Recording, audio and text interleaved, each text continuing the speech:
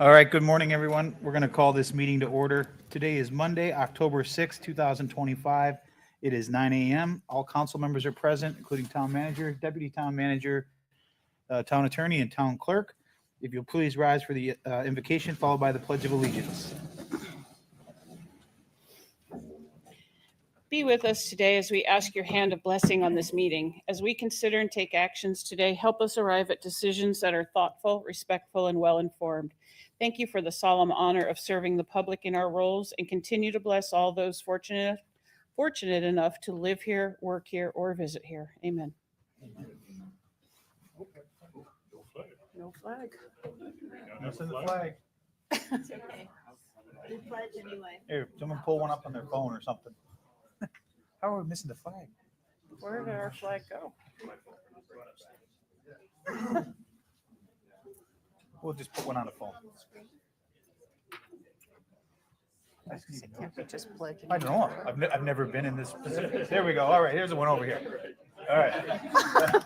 I pledge allegiance to the flag Of the United States of America and to the republic for which it stands, one nation, under God, indivisible, with liberty and justice for all. Effort was there. Effort was there.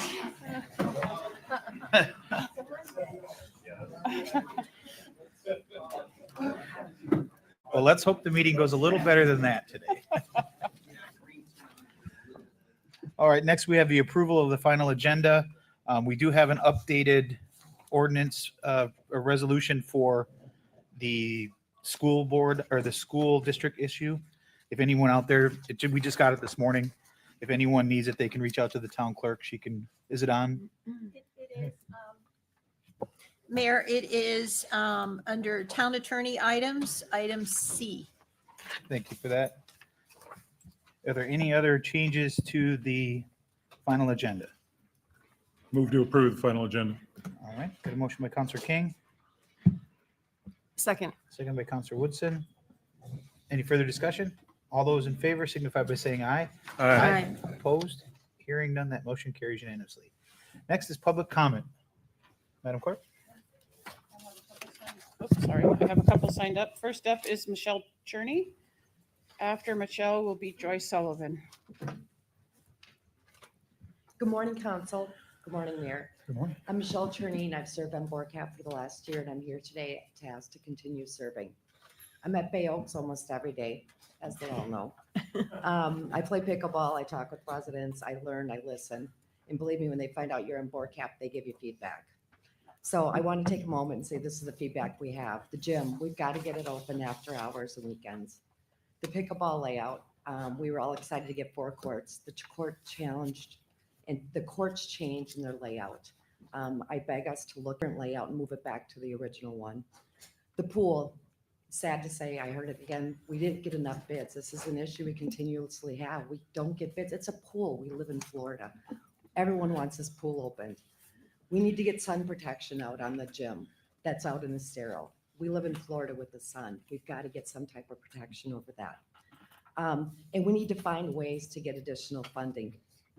We need to look at the dues. I've benchmarked other facilities, and there is opportunity with fees. We need to look at them again, especially with our current budget restraints. I'd like a recommendation from the staff. Will, thank you for attending our last meeting. I think all advisory boards should come in front of you at least quarterly, maybe biannually, and give updates of what we hear and make sure that that whole connection of what's happening happens. So I'd like to put that request into you. My biggest accomplishment this year, I'm proud to announce that the Friends of Bay Oaks is back up and running with the support and help of Karen. She's been on Board Cap for many years. She's also on Lovers Key, Friends of Lovers Key. But as of last week, we officially have a board with a lot of experience, and we will soon have over $18,000 in our checking account as soon as we get the check back from the town. So we are very excited. You're going to start seeing. We've got marketing, we've got financial people on there, and we're going to be up and running. So we're excited about that. In closing, I love this community, and I volunteer wherever I can, whether it's beautification, helping with the egg hunt, and I hope I can continue to help on Board Cap. Thanks for your time. Thanks, Michelle. Joy Sullivan. After Joy will be Jane Plummer.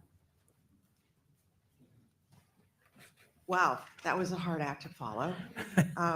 Thank you. This is Joyce Sullivan. Thank you for the opportunity to serve on the Bay Oaks Advisory Board. As some of you know, I'm an active participant.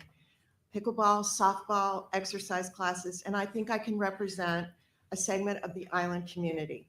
Even though an advisory does not have decision-making responsibilities, I think we can offer a user point of view to staff.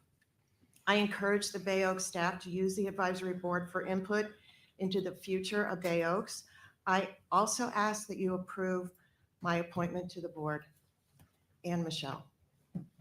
Thank you. Thanks, Joe. Jane Plummer, and after Jane will be Anita Saracita.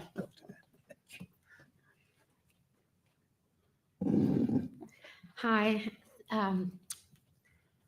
Thank you for allowing me to speak today. Well, good morning, Council. I just want to say that I have loved being on the LPA.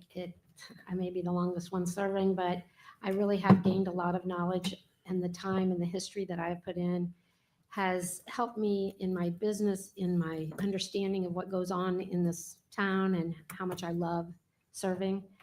I do think the LPA that we have right now has been the best LPA that we've ever had. I think they function well. We all have differences of opinions. We come in with an open mind and we all work well together. I would really like to ask that you reappoint the board that has all put in their applications to be reappointed. Thank you. Anita Saracita, and then that's all I have signed up.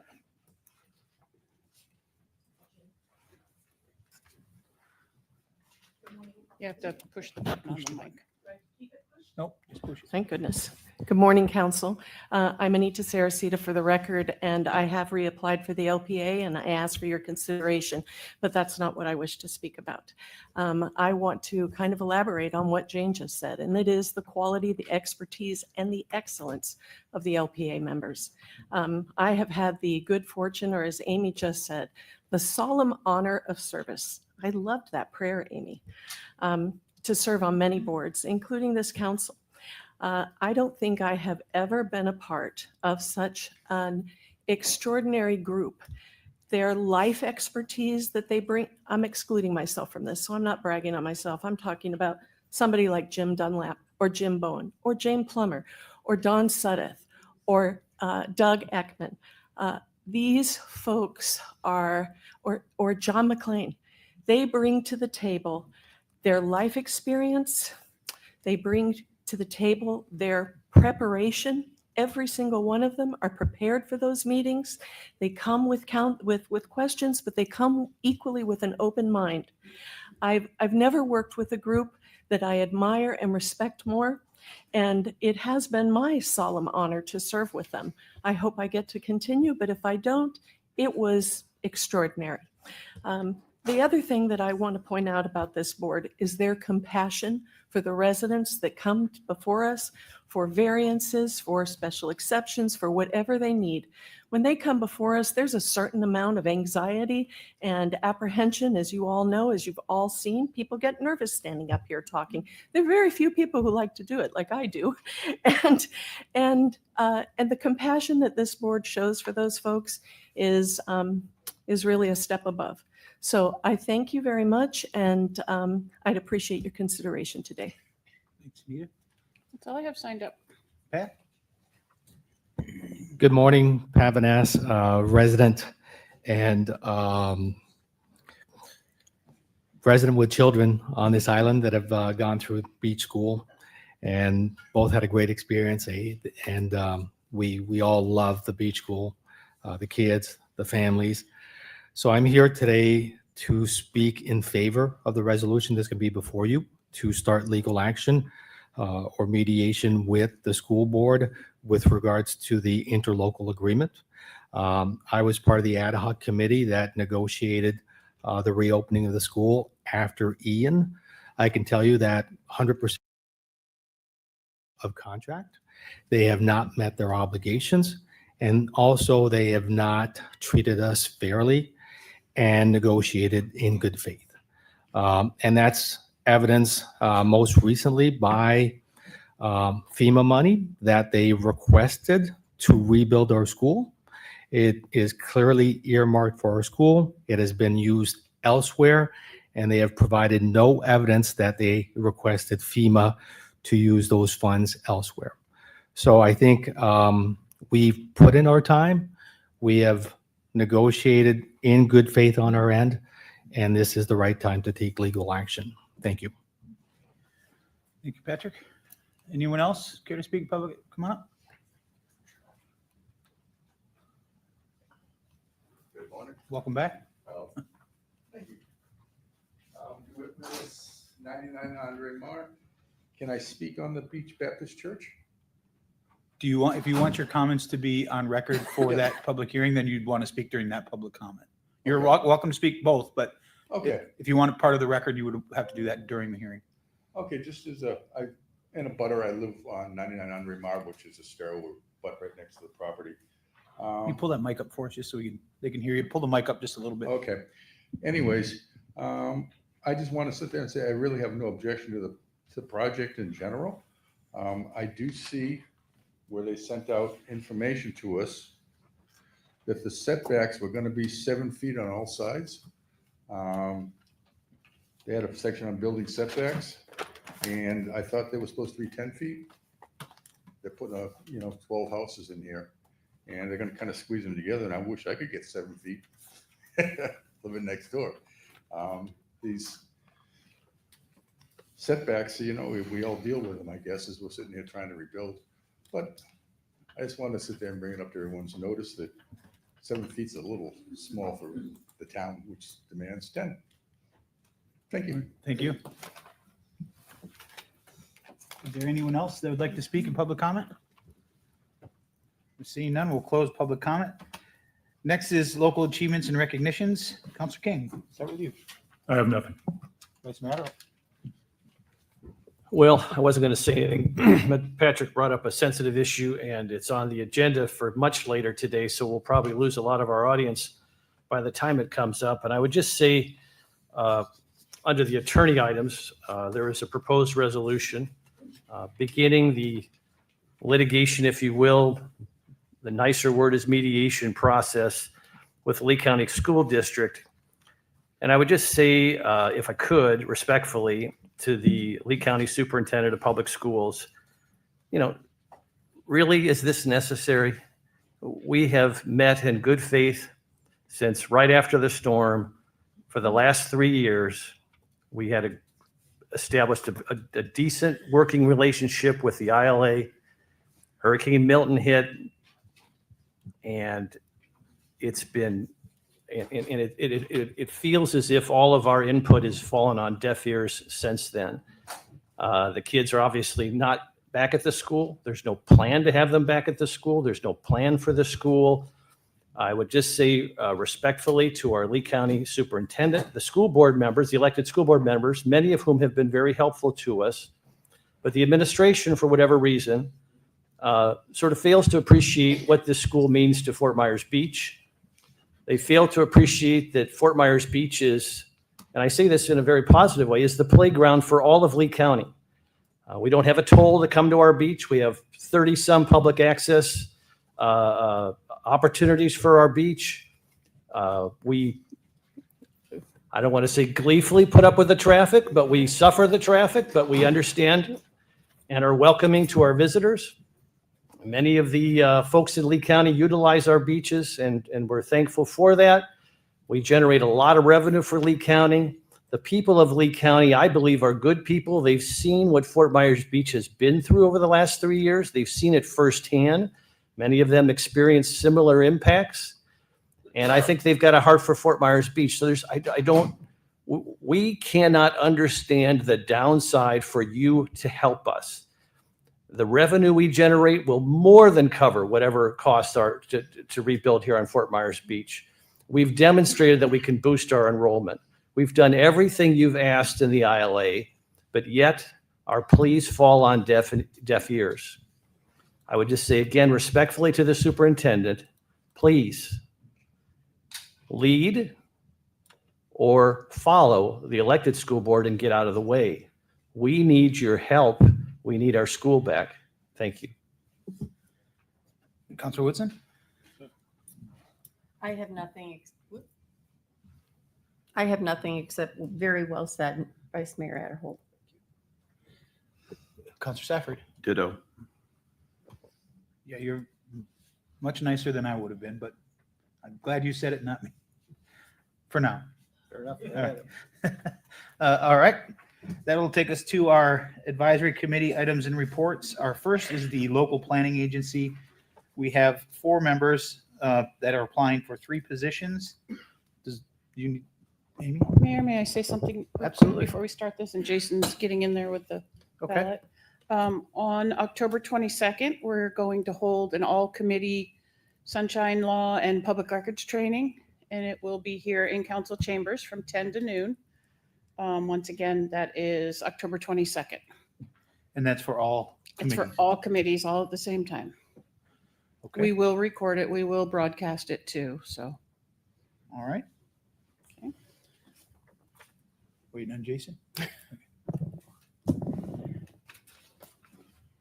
ready. They already have them. And you should have had ballots in your, We do. You, And- well, you and, want us to wait for Jason or just go I ahead? He's would want to get your Oh, input He's on ready? Yep. Oh, the okay. beach school. Yeah, It's a absolutely. challenge. I'll get back It's, to you then. Yeah. do Got you it. believe that Fort Myers Beach should have a school? I do. I do. Absolutely. All of them at the same time. And we want to get your input on the beach school. And thank you. Yeah, again It's a for all 4 of you challenge. for putting your It's- name yeah. in. Do you Got believe that Fort Myers Beach should It's nice have a we school? 4 highly I do. qualified I do. candidates that want to Absolutely. serve on such an important board.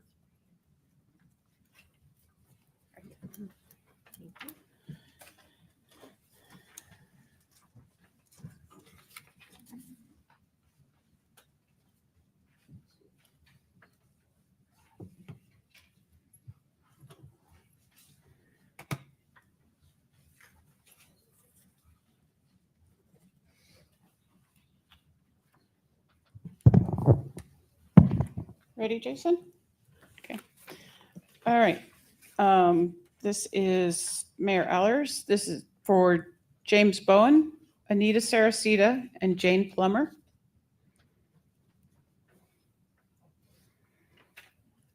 John King is James Bowen, Jane Plummer, and Edward Schoonover. Karen Woodson, James Bowen, Jane Plummer, and Edward Schoonover. Vice Mayor Adderholt, James Bowen, Anita Saracita, Jane Plummer. And Scott Safford, James Bowen, Anita Saracita, and Jane Plummer.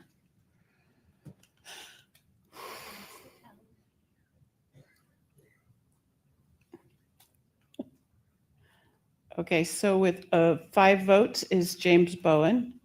Anita Saracita has 3 votes and Jane Plummer has 5. So those look like your top 3. Edward Schoonover received 2. All right. Well, congratulations to those 3. Thank you, Ed, for putting your name in for that. Do you want us to do the waiver? We do them all at the end for the people that would need the waiver to be on more than one board.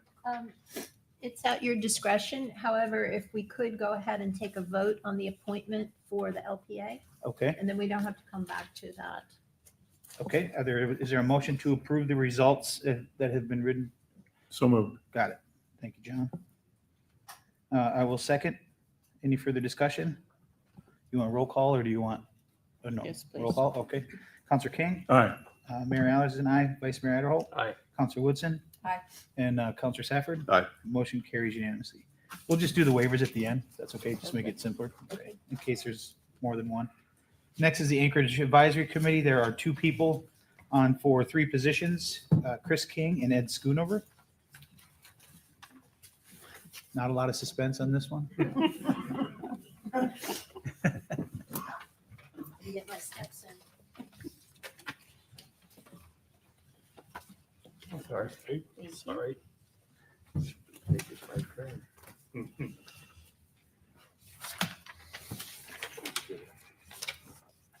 Okay.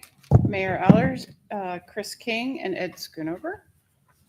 Scott Safford, Chris King, and Ed Schoonover. Karen Woodson, Chris King, and Ed Schoonover. John King, Chris King, and Ed Schoonover, and Vice Mayor Adderholt, Chris King, and Ed Schoonover. So with a vote of 5 each, it would be Chris King and Ed Schoonover. All right. Is there a motion to certify the results? And Announced? appoint. Huh? And appoint. And appoint. So moved, Okay, I'll second. so I can go home tonight. Meeting ain't over yet, John. Got a motion by Counselor King, seconded by Mayor Allers. Any further discussion? Counselor King? Aye. I'm an aye. Vice Mayor Adderholt? Aye. Counselor Woodson? Aye. Counselor Safford? Aye. Motion carries unanimously. Next is the Audit Committee. There are 2 names for 3 positions, Barbara Puffer and Marianne Shealy. Hope I didn't butcher your first name. The suspense continues.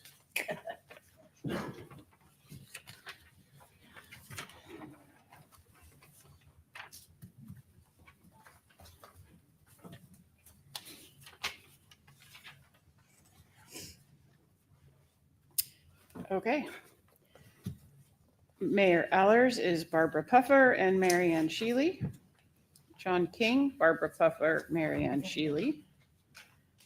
Vice Mayor Adderholt, Barbara Puffer, Marianne Shealy. Karen Woodson, Barbara Puffer, Marianne Shealy. And Scott Safford, Barbara Puffer, and Marianne Shealy. All right. Is there a motion to approve and appoint? Certify. and Certify. appoint. And what do you want me to say? Certify and what? Appoint. Certify and appoint. So moved. All right, Counselor King made the motion. I'll second. Any further discussion? Counselor King? Aye. I'm an aye. Vice Mayor Adderholt? Aye. Counselor Woodson? Aye. Counselor Safford? Aye. Motion carries unanimously. Next is Bay Oaks Board Cab, Bay Oaks Recreational Campus Advisory Board. There are 5 names for 5 open seats. Michelle Cherney, Barbara Hill, Rick Lowry, Ann Neef, and Joy Sullivan.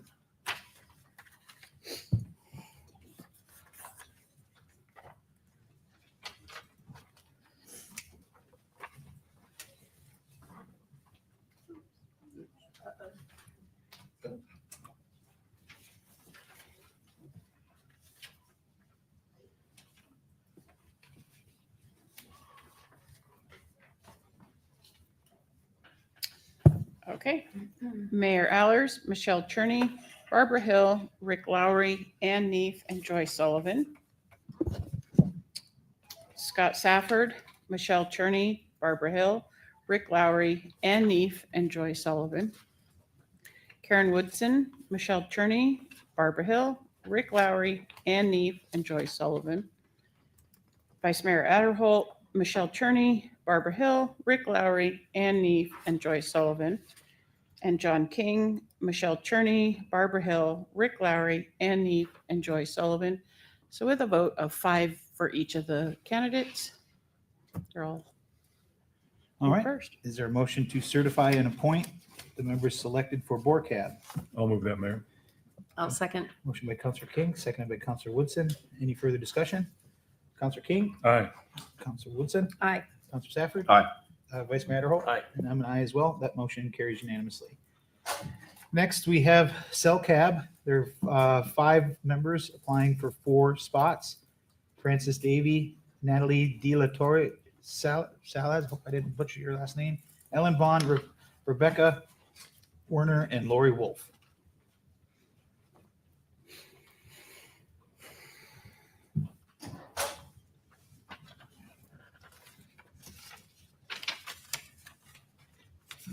Oh, there you go. Guess I need to fold it.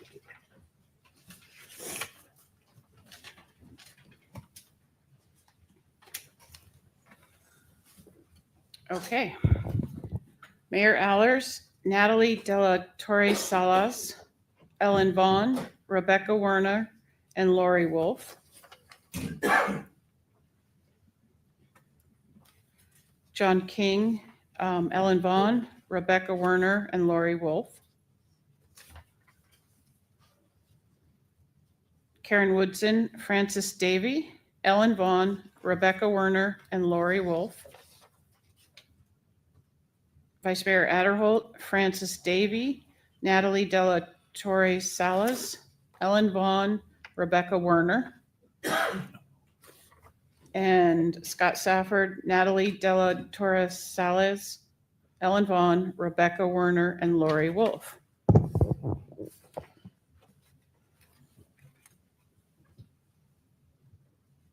Okay, so with a vote of 5 each, it would be Ellen Vaughn and Rebecca Werner. Then Lori Wolf with 4 votes, Natalie Della Torres Salas with 3 votes, and Frances Davy with 2. So it'd be Miss Salas, Ellen Vaughn, Rebecca Werner, and Lori Wolf. All right. Is there a motion to certify and appoint the members selected for CellCAB? So moved.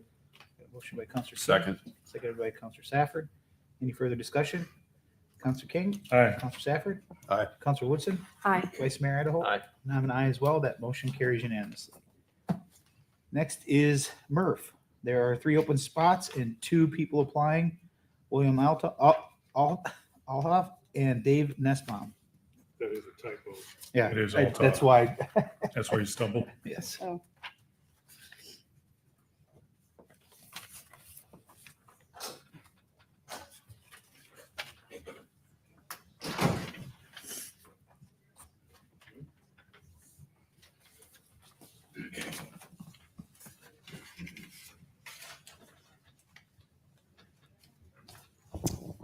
Okay, Mayor Allers is William Altoff and Dave Nussbaum. Vice Mayor Adderholt, William Altoff and Dave Nussbaum. John King, William Altoff, Dave Nussbaum. Karen Woodson, William Altoff, Dave Nussbaum, and Scott Safford, William Altoff, and Dave Nussbaum. All right. Is there a motion to certify and appoint those selected for MRF? So moved. Second. Motion by Counselor King, seconded by Counselor Safford. Any further discussion? Counselor King? Aye. Counselor Safford? Aye. Counselor Woodson? Aye. Vice Mayor Adderholt? Aye. And I'm an aye as well. That motion carries unanimously. Next is the Public Safety Committee. There are 4 open seats and only 1 applicant, Ron Bennett.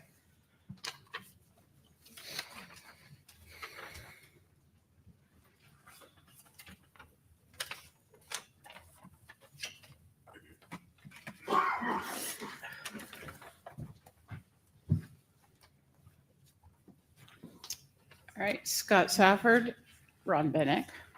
Karen Woodson, Ron Bennett. Mayor Allers, Ron Bennett.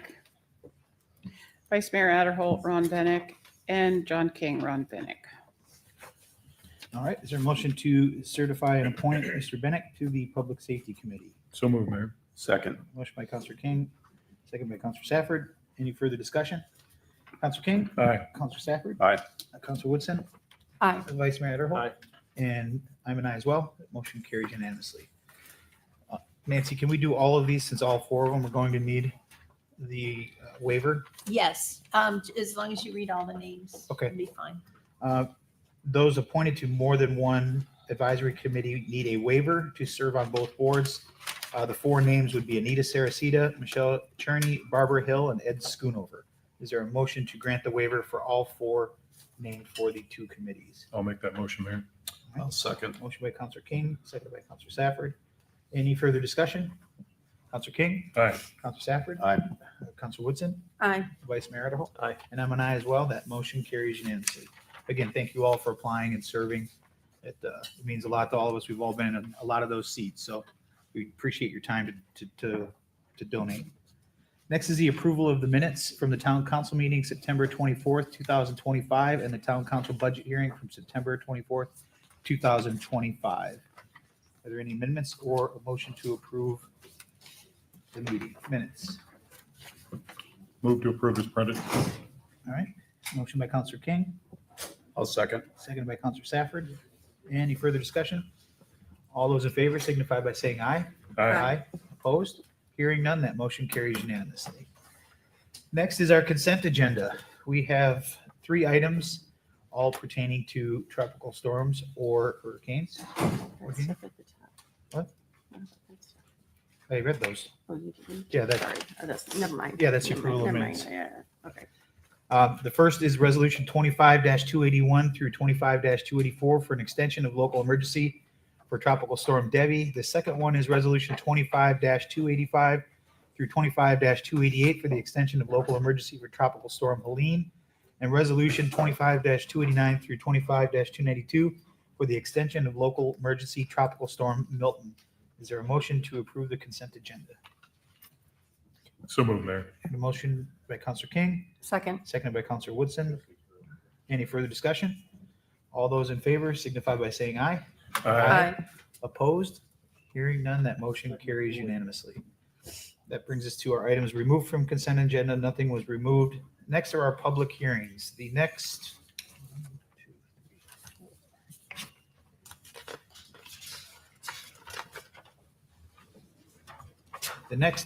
5 items on our agenda are public hearings for the review of various land use requests. For the benefit of the public, please be aware that these items are quasi judicial in nature. Our attorney will further explain. Thank you, Mayor. And good morning, everyone. These land use applications that are before council today, they are quasi judicial in nature. And this requires that their public hearing comply with procedural requirements that have been established in Florida law and in the town's land development code. So these quasi judicial proceedings, they are less formal than a proceeding before circuit court, but they are more formal than the remainder of our meeting. And we must follow basic standards of due process that requires certain notices. We must apply the correct standards based on our land development code and Florida law. And the decisions must be made on competent and substantial evidence that's provided to the town council, either in written documents or through oral testimony. The town council will evaluate the testimony and the information for each item and draw a conclusion regarding whether the criteria in the land development code or in state law has been satisfied. So pure speculation or opinion that is not based on competent facts cannot legally be considered by the town council in evaluating an agenda item.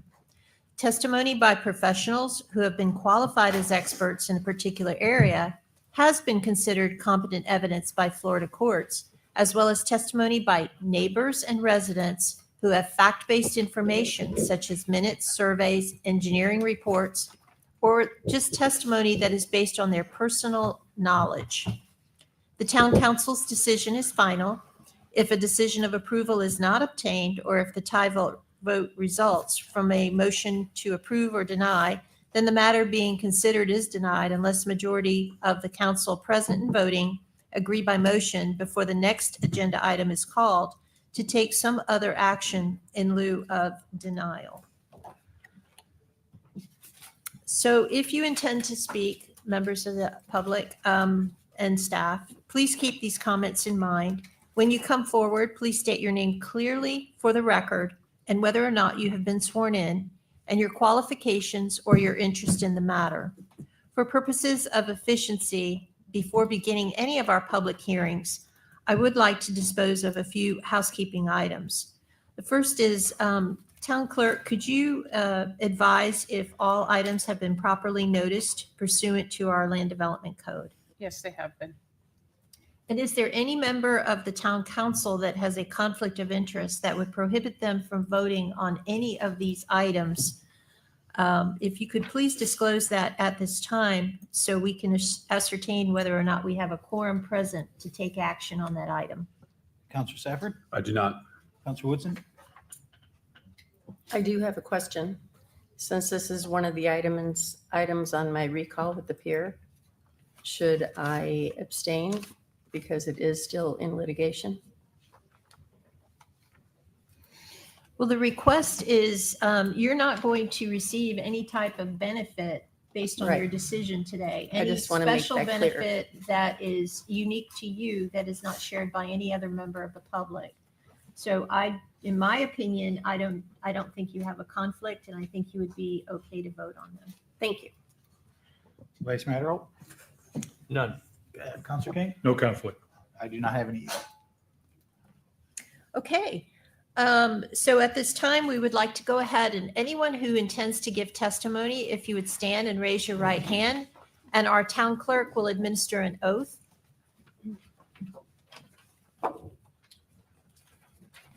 That would include That would include public comment. Do you solemnly swear and affirm that the testimony that you're about to give is the truth, the whole truth, and nothing but the truth? Okay. Mayor, if I'd like to just go ahead and point out also that item F on our agenda is actually legislative rather than quasi judicial. So we're going to be a little bit less formal in that public hearing. All right. The first quasi judicial item is a resolution of the town council of the town of Fort Myers Beach, Florida, approving with conditions, denying a special exception SEZ 202-50208 to allow reconstruction of the pier with elevated walkways, lighting and easy zoning district seaward of the 1978 CCCL for the property located at County RW as legally recorded in Plat Book 9, page 9, extension of Old San Carlos Boulevard, in public record of Lee County, Florida, providing for Scrivener's errors, severability, and an effective date. Take it away. Good morning, counselors, staff. My name is Jason Smalley. You're a senior planner with the Planning and Zoning Department. Before you today, as the mayor just mentioned, is the first reading before town council the rebuild of the pier. The pier was obviously largely damaged and then ultimately destroyed by the storm. And then following the storm, demolition happened. The rebuild of it is coming back before you. There are going to be some upgrades to it. I'd like to briefly go through this, just on what the high points of that are. And then staff and county staff will be here for any questions on this one. Just as a reminder, there will be a second reading for the county after this on a different project. So before you today is the rebuild of approximately a 12-foot wide pier that comes out to roughly 16,000 square feet is being proposed for rebuild. And that's going to include 3 shade structures, a fish cleaning station, and lighting. So the rebuild of the rebuild of the pier will be slightly higher, it will be wider, it will be approximately 1,000 feet long. So the reason that is before you today is because the pier, while it is within the jurisdiction of the county, it is ultimately their pier, it does cross our EC. So it is within our jurisdiction, and before you today is really the request to allow for the development within that area, respecting the dunes, and with some conditions of approval. I wanted to make sure that you are aware that the LPA had recommended that the condition number 4 in the staff report be removed. That is a request to allow them to do work during turtle season. They will be required to get all state permitting. They will have to do the monitoring that the state would require in conjunction with CHAD and our environmental regulations. But that is something that they have requested, and seemingly the state will allow them to do that. We did want to mention that it will be the responsibility of the county and their contractor to ensure that they're doing the daily monitoring that is going to be required by the town and by the state's ultimate authority to allow them to do this during turtle season. The staff, as we said at LPA, we believe that this is in concurrence with the comprehensive plan. It's intended, they are rebuilding it to the EC requirements that we have, where it's making it as close to the CCCL line as possible. Obviously, this is a 1,000 foot long pier, so their beginning portion will happen as close to the CCCL as possible. And they have made assurances that they will work with us and CHAD as the dune plantings and any sand placement has to be done during their project. As I said, the applicant and there does have representation here, but staff is open to any questions or comments that you may have for us. Councilor Safford, questions for Jason? I do not this time. Councilor Woodson? Not at this time. Vice Mayor Idaho? Good morning, Jason. Could you introduce your colleagues from the county this morning? I have not, but I would encourage them to come on up, and if they would like to introduce themselves prior to any questions that you may have. Well, we've got excellent representation from the county today.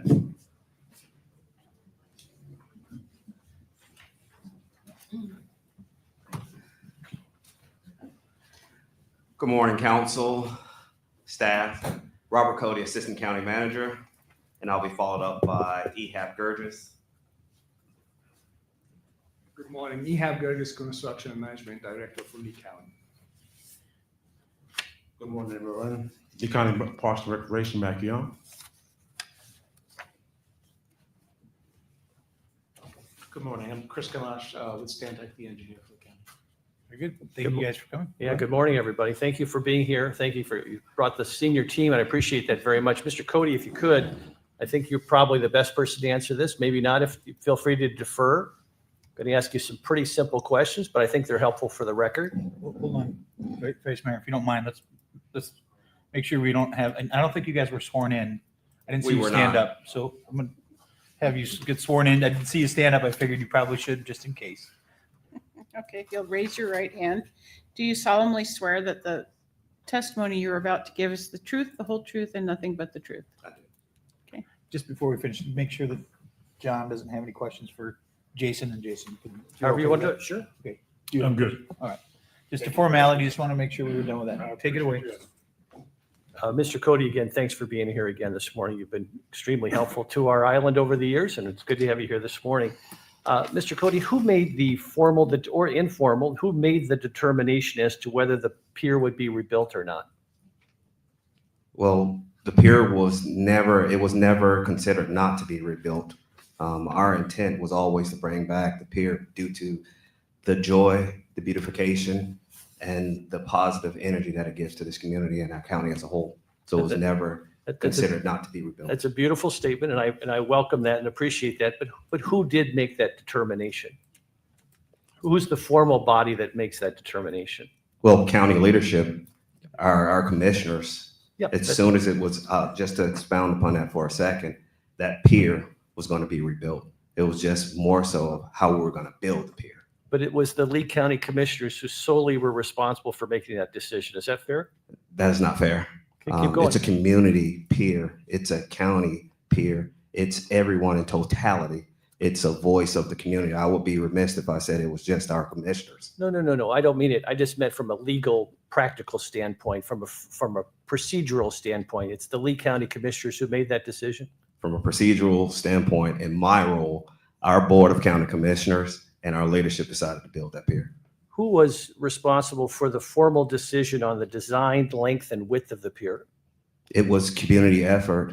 It was the community. Once we decided to rebuild the pier and we started asking what did the community want, and it was many stakeholders that we received information and feedback from within Fort Myers Beach that emailed us, that communicated with us, that said this pier was one of the smaller piers in our state. How could we rebuild and have that landmark pier in this community? And then when we started having conversations about rebuilding the pier, everyone's advice, everyone's knowledge and expertise were taken into consideration. It was not a sole individual. It was truly a community effort. Who ultimately made the formal decision? Well, we presented the pier designs to our board. We presented 3 options. And you to say our board, could you elaborate? Our Board of County Commissioners. Yep. And they made the ultimate decision? They made the ultimate decision to recommend the length of and the widening of that pier. Who made the ultimate decision to fund the rebuilding of the pier? Well, funding is tricky because when we look at it, there are multiple funding elements associated with the pier. So you have FEMA reimbursement, we actually have TDT involved, and we have some county funds. So it's a multifaceted approach when you look at the funding of the pier. But It's who- not a single source. Appreciate that. Who formally made that decision? Who was responsible for formally making the decision with respect to the funding of the pier and how it was funded? Well, that would be a difficult point because funding of this pier has been very difficult outside of its original footprint to which FEMA would reimburse us for. So we had to make requests to our Tourist Development Council for funding for that pier. And ultimately, we had to understand what the total cost would be for that pier and then work through the county for funding. So it's multifaceted. But who cast the vote to determine the funding level for the rebuilding of the pier? Who was the entity that was responsible for deciding how and how much the pier was funded, the rebuilding of the pier? Well- You may be overthinking the question a little bit. No, staff makes recommendations Yep. based on what our funding allocations are. And who ultimately makes the decision? Well, if we don't have funding, if the TDT would not have accepted our item, then we would have had a funding shortfall, Right. which ultimately would have taken out of consideration the cost and the rebuild of that. Gotcha. But again, I think what I'm just trying to make this clear. So the county commissioners were the ones who ultimately were responsible for deciding how to fund the rebuilding of the Fort Myers Beach Pier. Is that a fair characterization? The county commissioners approve Yes. the recommendation for funding. Yeah. So staff, we create what we decide of our best practices and ways to fund the project. Our county commissioners approve it. Right. So ultimately, we bring them suggestions and recommendations, and they approve the item. And they have the final they're the final deciding authority. Is that fair? They are policymakers, correct? Beautiful. That's all I've got. Thank you for being here this morning. My pleasure. Oh, hey, Mr. Cody, I have to digress for real quick. This is way off subject, but I was in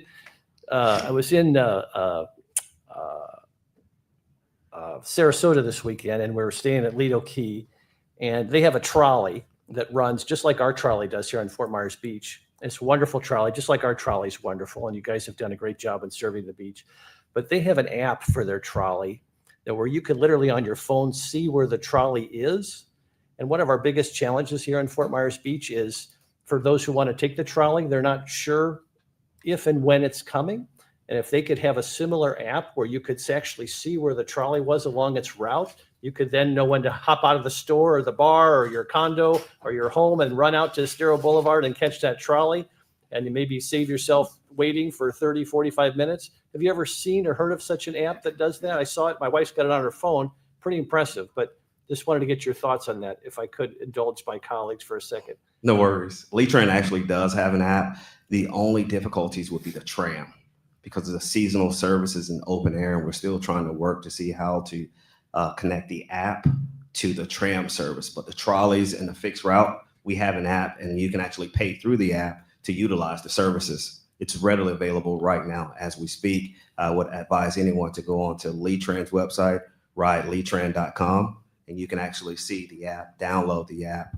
I believe it's available on all platforms. The tram, we're still working on the trams because if you notice, we were able to upgrade it this past season and add F350 to pull the trailers. So we're looking forward to adding 2 more to those next season. But the tram, hopefully we'll have it ready, the app, so when season starts in November, but we're still tinkering with it. So please don't hold me to that. So on the trolley app, you can actually follow the trolley and know where exactly it is. So if you're at Santini Plaza, you'll know, you can see it's going to be there in 5 minutes by just following it on your app. Is that how it works? I don't know if we have the map on there where you can follow the actual trolley, but it gives you the anticipated arrival times. But we're still tinkering with that as we speak. Would you mind just taking a look at that Sarasota trolley that goes out to Lido Key and St. Armand Circle and back and forth from Sarasota? Would you just take a look at that and see if there's anything there that, in terms of best practices, that could be explored? Absolutely. We are always looking for ways to improve. Beautiful, beautiful. Thanks for being with us this morning. All right. Any questions, John? Questions for the staff? Councilor Woodson? I'm good. Thank you. Councilor Safford? I'm good, thank you. Yeah, thank you for all your hard work, and Mr. Young, look forward to see you on Wednesday. All right, we'll bring it back to council, public comment. Is there anyone that would like to speak in public comment on this resolution 25-276? All right, seeing none, we'll close public comment. Are there any additional comments or rebuttal from the closing statements from the applicant? I'm guessing probably not. I will now close the public hearing and request a discussion or a motion from town council to approve with conditions, or deny with reasons, or a continuance to a time certain. Discussion or a motion. I will move to approve resolution 25-276 SEZ 20250-208 for the fishing pier at County RO right-of-way in San Carlos, Lee County Pier. I'll second. I got a motion by Mary Excuse me. Alice. Yes, sir. The request was also to remove condition number 4 for prohibition of working during the turtle season. Is that also going to be part of your? I will amend my motion to include that. Thank you very removal much. condition. Sorry, thank you, Jason, for. I'll amend my second. All right. Any further discussion? I'm an aye. Councilor Safford? Aye. Councilor Woodson? Aye. Vice Mayor Adderholt. Aye. And Counselor King. Aye. Motion carries unanimously. Thank you, gentlemen. Looking forward to it. Next is Resolution 25-277. This is a resolution of the Town Council of the Town of Fort Myers Beach, Florida, approving with conditions, denying special exception SEZ 202-50217 to allow like-for-like replacement of boardwalks, paver deck, sidewalk, decking, and benches in the EC zoning district seaward of the 1978 CCCL for the property located at 50-58 Estero Boulevard, commonly referred to as strap number 24-46-23-W1-0080D.0400, providing for scrivener's errors, severability, and an effective date. If any town council member has had any ex parte communication to discuss or disclose, please let us know the subject discussed and the identity of the person, group, or entity with whom the communication took place, any correspondence that you received, or observations made of the site. Counselor Safford? I do not. I'm familiar with the property, however. All right. Counselor Woodson? I have none. Vice Mayor Adderholt? None. Counselor King? None. None as well. Jason Smalley has been qualified as an expert already by this town council based on his education and experience, has been accepted as an expert in the field of land use planning and development in the town of Fort Myers Beach. Are there any other individuals who would like to be qualified as an expert witness on behalf of the applicant at this time? And has the property owner or applicant seen a copy of the agenda backup materials from staff? Just need a head nod. Yes. Yes. Okay. Go ahead, Jason. Good morning. Again, my name is Jason Smalley, Senior Planner here with the Planning and Zoning Department. As the mayor had mentioned, this is the second county project before you today. This one is in reference to Bowditch Park. This is a 17-acre park, 7 of which has been developed. Just put some numbers to what the mayor had mentioned in his introduction. The county is requesting 179 feet of boardwalk be replaced, approximately 1,600 square feet of pavers and decking area, approximately 1,370 square feet of sidewalk, and 75 feet of boardwalk, decking, and beach access. So this is for repair within the existing footprint. We expect that the already developed area, the 7 acres, is the scope of the work, and that the remainder of the 17 acres will stay the way that it was prior to the storm. The infrastructure that is being requested to be rebuilt today did exist prior to the storm. We can confirm that through visiting the site prior to the storm, but also the aerials that are available to us from the property appraisers. So what they have proposed is generally within the existing footprint. We do expect that there will be some minor changes just to make sure the ADA is respected and other issues are brought up to current code. Now, again, the county has requested, and they have been in contact with Chad, our environmental manager, and they are requesting to remove condition of approval number 3 in this staff report and this resolution. That was recommended for removal at LPA, but the applicant is here to discuss any requirements or any conditions that you would like to put on that or discuss today. If there's any questions for staff, any concerns, we're here for that. Otherwise, the county and their staff is here for your questions. Okay, Counselor Safford, any questions? What specifically is the condition number 3? Oh, I apologize. Condition number 3, much like the previous peer discussion, was to remove the town's prohibition against doing work during turtle season. Again, the applicant, the county, will be responsible to have any monitoring that is requested by either the state or through Chad and the environmental program. They will respect that. They will work closely with him. Any plantings, any new sand dunes, or any new sand filling will also be done in conjunction with Chad. But what they're requesting is really to just go to the state and ultimately have the state allow them to do work during those protected turtle seasons. I know you can't speak for Chad, but is it your thought that that would be okay from a town perspective? I'll be honest with you, I have not discussed Bowditch. I've discussed the pier with him, so I do not want to talk for him. But if he felt that this was something something of concern, I have no doubt that he would be here today making that case to you. I would concur. Thank you for clarification. Counselor Woodson, I'm good. Thank you. Vice Mayor. I would be remiss, since we have such a wonderful delegation from the county here, if you guys, gentlemen, would just look right behind you, you'll see a picture or a portrait of the Arches. And I was wondering if anybody here could give us an update as to how the Arches Memorial is going. Let's just finish with Jason. Go ahead and start coming up. But again, I just want, John, you got any questions? I have none. Thank you. All right. Thanks, Jason. Thank you.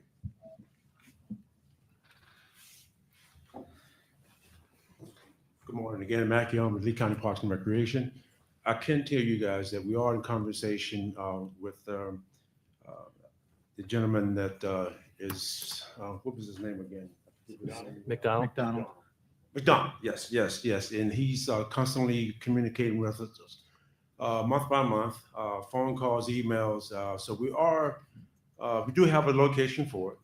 We told him to give us time to get vouchers to a certain point so we can get that location available and ready. So it will happen. So it's just taking a little bit more time than we expect. Thank you very much. Appreciate it. Counselor King, any questions for the county staff? None. Counselor Woodson, None. Thank you. Counselor Safford. None, thank you. All right. Public comment. Are there any members of the public who wish to comment on this matter? If so, please come forward to the podium and identify yourself. Provide your address and whether you were sworn in. Any public comment? All right, seeing none, I'll close public comment. I'm guessing there's no additional comments from Lee County at this time. No rebuttal statement needed. I will now close the public hearing and request a discussion or a motion from town council to approve with conditions, deny with reasons, or a continuance to a time certain. Any further discussion or motion? I'll move resolution 25-277 with the restriction removed for the construction during turtle season. Is that what you want, Jason? Yes. Thank you. All right, got a motion by Counselor King, I'll second. seconded by Counselor Safford. Any further discussion? Counselor King, Aye. Counselor Safford, Aye.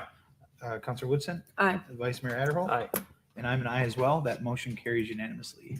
Mayor, it's been Yes. brought to my attention that I think we skipped over ex parte on the prior public hearing. And that would have been just for purposes of record keeping, if council could make any disclosures that they need to. The disclosures would simply be restricted to the county and you talking about this specific item, because I know over time, there's been a lot of conversations with the county, but it would only be regarding this item that you did approve. Yeah, I remember that after we went through it. So, Counselor Safford, have you got any ex parte communications with Resolution 25-276?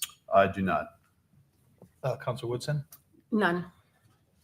Vice Mayor Adderholt? None. And I would just add that this is a very recent phenomenon, this particular resolution.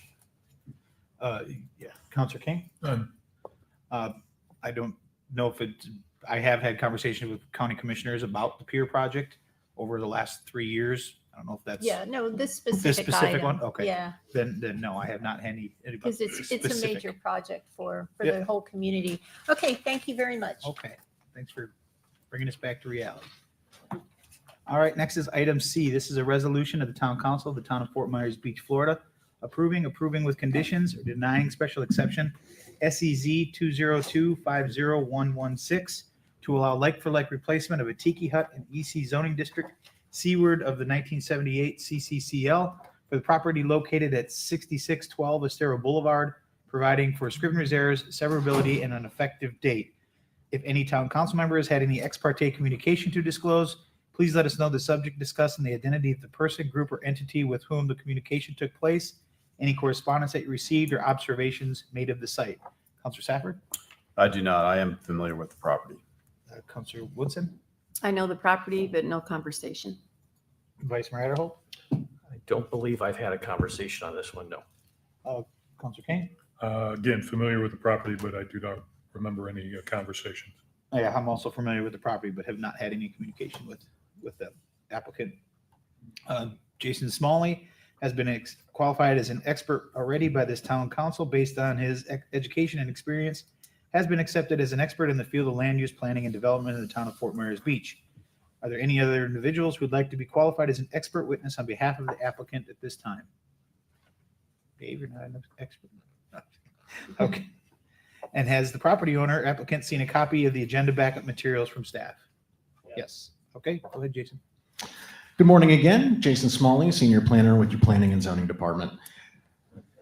As was mentioned before you today is the request to rebuild an approximately 320 square foot tiki hut, which is located just seaward of the 1978 CCCL line on 6614 Estero Boulevard. The building address is 6612.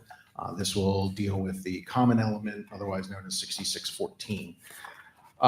Before you is a request to rebuild that structure. We can validate that going back through Lee Property Appraises aerials and through the narrative provided to us by the applicant that the structure was built in about 2012. We can confirm that between the 2011 and 2012 aerials. Following the storm, the structure was completely obliterated and has been removed. The applicant is coming back for you today to replace that approximately 320 square feet. The placement of the tiki is just seaward of the 1978 CCCL, which is one of the requirements for approval of the special exception before you today. It's to place it as close to the CCCL and out of inhibiting any of the plantings or any of the dune area. So they are attempting to accomplish that in staff's opinion with the replacement in the proposed location.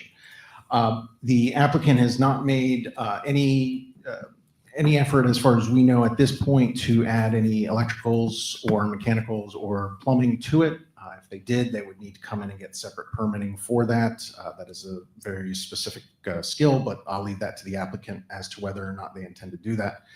When they were at LPA, they seemed to indicate that they would not be using that it would just be a shade and rain protection area. Staff, through the review of the case, recommends approval. It's de minimis. It's putting back pretty much what was there before in a location that the code calls for. If the town council has any questions for staff, we're here to answer those. Otherwise, Mr. Nussbaum and his team is here to answer any questions you may have with them. Okay. Councilor King, any questions for Jason? I do, Jason. I see that you have in here for condition of approval, construction should not occur during sea turtle season. That is correct. You're wanting that still in there, correct? I will defer to the applicant as to whether or not they would like to remove that. Again, staff doesn't necessarily have a problem with that, but that's going to be done in conjunction with Chad, and we're going to ensure that he is comfortable with the work that's being done in there. But if you or the applicant would like to remove that from there, I'm not going to push back against that. Thank you. Vice Mayor? None. Councilor Woodson? None. Councilor Safford? I just look forward to hearing what Mr. Nussbaum has to say. All right. Thank you, Jason. Of course. Dave? Good morning, Mr. Mayor, Mr. Vice Mayor, councilors, town staff.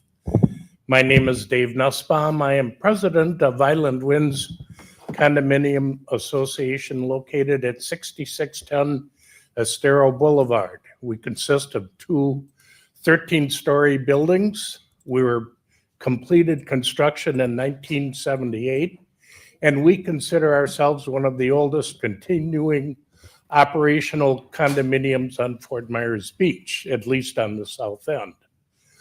We represent 100 units on this island, which is equivalent to everybody on Albatross Street and a few other homes. In 2012, as Mr. Smalley indicated, we built a tiki hut on the beach, and our tiki hut has become part of the fabric of our condominium. We recently marked our 3-year anniversary of the storm, and the three most prevalent questions that I got from the owners were, number one, are the elevators working yet? Number two, when is the pool going to be opened? And number three, can we rebuild our tiki hut? And that's why I'm here today. Our tiki hut has been an altar for weddings. It's provided shade. And it's served as an area for picnics for owners throughout its existence. On Thursdays, we get together, we pass a dish, exchange ideas, we watch the sunset, and we sing God Bless America, and we have a contest to see who can blow the conch shells the longest. It happens every Thursday, weather permitting. It's part of our tradition. The Tiki Hut has survived storms, named hurricanes, even a meteorological tsunami that occurred about 10 years ago. It could not withstand the force of Ian. So we're coming back asking to rebuild this. This is part of our vibe, part of our culture, and that's all we want. Staff has recommended, please allow them. The LPA has unanimously done it, and we want our home back. Questions for Dave? Councilor King? Yeah, Dave, how do you feel about the construction shall not occur during sea turtle season? We have our contractor ready to go November 1st, and in anticipation of an okay from council, and he and I forgot to introduce my property manager, Tim Ryan, who is here. He has made all the arrangements. The contractor is ready to go first day after turtle season expires. We have the fireproofing per the fire marshal ready to go, and we will comply with all of the conditions that staff recommended as far as that.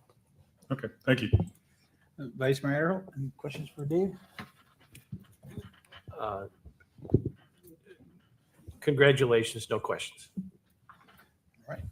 Councilor Woodson? I have none. Councilor Safford? I do not.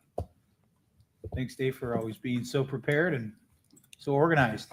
Well, this was the cherry on top of the cake that took us 3 years to get here. Very good. Thank you, sir. All right.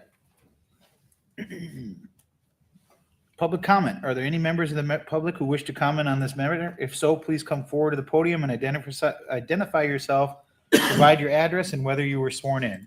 Any public comment? Seeing none, I'll close public comment. No rebuttal statements, Dave? No, I'm assuming. Okay. I will now close the public hearing and request a discussion or a motion from town council to approve with conditions, or deny with reasons, or a continuance to a time certain. Discussion or a motion? Yes, sir. Mayor, I'll go ahead and move resolution 25-278. I'll second. All right. Got a motion by Councilor King, seconded by Councilor Woodson. Any further discussion? Mayor, may I Yes, ask sir. a question? Yes. So there was some comments possibly, I mean, they're very positive, very optimistic that things are going to go correct as far as the timeline. You do have the option in your discretion to allow Chad to waive that under certain circumstances if you wanted to add that. If that way, if they run into some kind of delay or something unexpected comes up, they wouldn't have to come back through the process to get that waived. Okay, thank you for that. I will go ahead and amend my motion then to waive that as we did for the county as well. To authorize staff to Okay. waive it. Thank you. Oh, there is Chad? Do you want to comment on that? Yeah. He doesn't know what he's walking into. Basically, just catch up, Chad, is there was a motion just made to allow Island Winds to move forward with their project. Should they run into any unforeseen circumstances, delays, to allow you the discretion to allow them to work outside of turtle season based on same thing we kind of discussed with the county and the pier and Bowditch. Yeah, no worries. As long as we're working with FWC and get their okay, which I don't see any issues, we will be fine. Okay. Thanks, Chad. Got amended motion by Councilor King. Councilor Woodson? Amended second. All right. Any further discussion? Councilor King? Aye. Councilor Woodson? Aye. Councilor Safford? Aye. Vice Mayor Adderholt? Aye. And I'm an aye as well. Motion carries unanimously. Congratulations. Thanks, guys. Next is item D. This quasi judicial item is a second reading and public hearing on proposed ordinance 25-15. This is an ordinance of the town of Fort Myers Beach, Florida, approving with conditions, denying an application to rezone property located at 138/140 Delmar Avenue, generally identified as strap number 19-46-24-W3-0100B.0150, Fort Myers Beach, from residential conservation to residential plan development to allow construction of a two-story duplex above flood elevation and deviation from section 34-638 D2 of the Land Development Code to allow a porch and stoop to encroach 15 feet into the 25-foot street setback, where a maximum encroachment of 10 feet is permitted for accessory uses, providing for clarification is necessary, providing for conflicts of law, scrivener's errors, and severability. If any town council member has had any ex parte communication to disclose, please let us know the subject discussed and the identity of the person, group of entities with whom the communication took place, any correspondence that you received or observations made of the site. Councilor King? None. Vice Mayor Adderholt? None. Councilor Woodson? None. And Councilor Stafford? None. And I have not any as well. Jason Green has been qualified as an expert already by this town council, and based on his education and experience has been accepted as an expert in the field of land use planning and development in the town of Fort Myers Beach. Are there any other individuals who would like to be qualified as an expert witness on behalf of the applicant at this time? All right, seeing none. Is the property owner here? Okay. Have you seen a copy of the backup agenda material from staff? Backup? Have you seen the agenda material? Oh, yes. Okay. Go ahead, Jason. Thank you, Mayor. Jason Green, Community Development. 138, 140 Delmar Avenue is rezoning to RPD, Residential Plan Development. This is the process required due to the applicant's wishes to rebuild in the post-disaster requirements of our code and comp plan require the RPD process if they want to increase square footage of the unit. The staff report has outlined the findings and conclusions as required by LDC section 34-85 and 34-216. There are recommendation of 3 conditions of approval, and staff's findings and recommendations include that it finds it consistent with those sections I previously mentioned, and consistent with those conditions make it consistent. And yes, this is the second reading, right? Yes. Second reading for approval. So if you have any questions, I'd be happy to answer them. Councilor King, any questions for Jason? I do not. Vice Mayor Adderholt? None. Councilor Stafford? Oh, sorry. For the record, there's been no changes since the first reading. Is that correct? Correct. Okay, thank you. Councilor Woodson? I have none. I Thank do you. not have any either. Okay. Thanks, Jason. All right. Applicant, would you like to come up and say anything? Come up to the king. Well, kind of just a Hold on a second till you get to the microphone. Got to come to the microphone and identify yourself. Yeah, hi, thank you. Push Yeah, that my button. name's Scott Fear. Okay. I'm the owner of that property. And it's just a side note of what I wanted to bring up after the approval process regarding the permit pricing. Should I do that now or?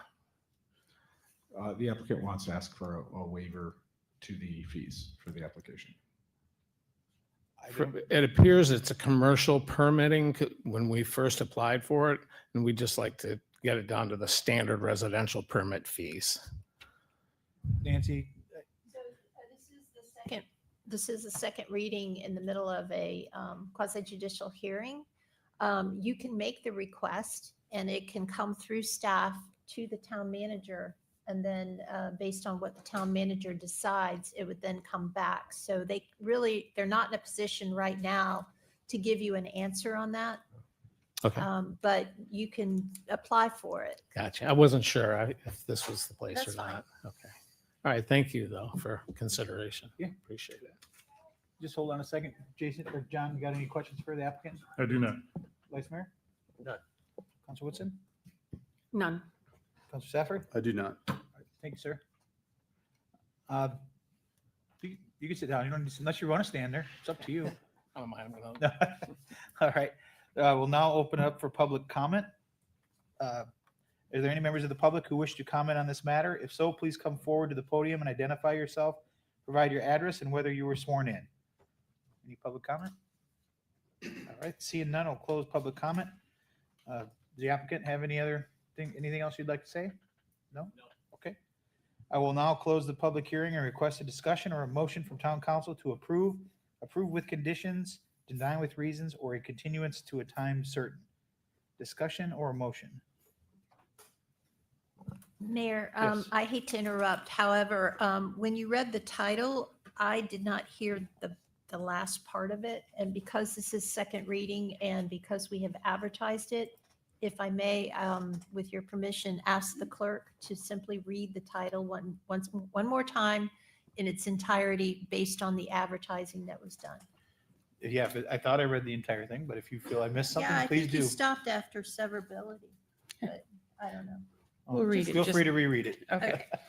Ordinance 2515, an ordinance of the town of Fort Myers Beach, Florida, approving with conditions, denying an application to rezone property located at 138-140 Delmar Avenue, generally identified as strap number 19-46-24-W3-0100B.1 or .0150, Fort Myers Beach, from residential conservation to residential plan development to allow construction of a two-story duplex above flood elevation and a deviation from section 34-638D2 of the Land Development Code to allow a porch and stoop to encroach 15 feet into the 25-foot street setback, where a maximum encroachment of 10 feet is permitted for accessory uses, providing for clarification as necessary, providing for conflicts of law, Scrivener's errors, severability, and providing for an effective date. All right, thank you. With Mayor, that, I'll go ahead and move ordinance 25-15. I will second it as conditioned by staff. Any further discussion? Counselor King? Aye. I'm an aye. Vice Mayor Adderall? Aye. Counselor Woodson? Aye. And Counselor Safford? Aye. That motion carries unanimously. Next is item E. This is a quasi judicial item. It is a first reading and public hearing on proposed ordinance 25-17. If approved at first reading, a second reading and final adoption hearing will be scheduled for November 3rd, 2025 at 9 a.m. or at another time identified by town council. This is an ordinance of the town of Fort Myers Beach, Florida, approving or denying a home rule development agreement for property located at 110 to 130 Connecticut Street, Parcel 1, and 134/138 Connecticut Street, Parcel 2, Fort Myers Beach, Florida.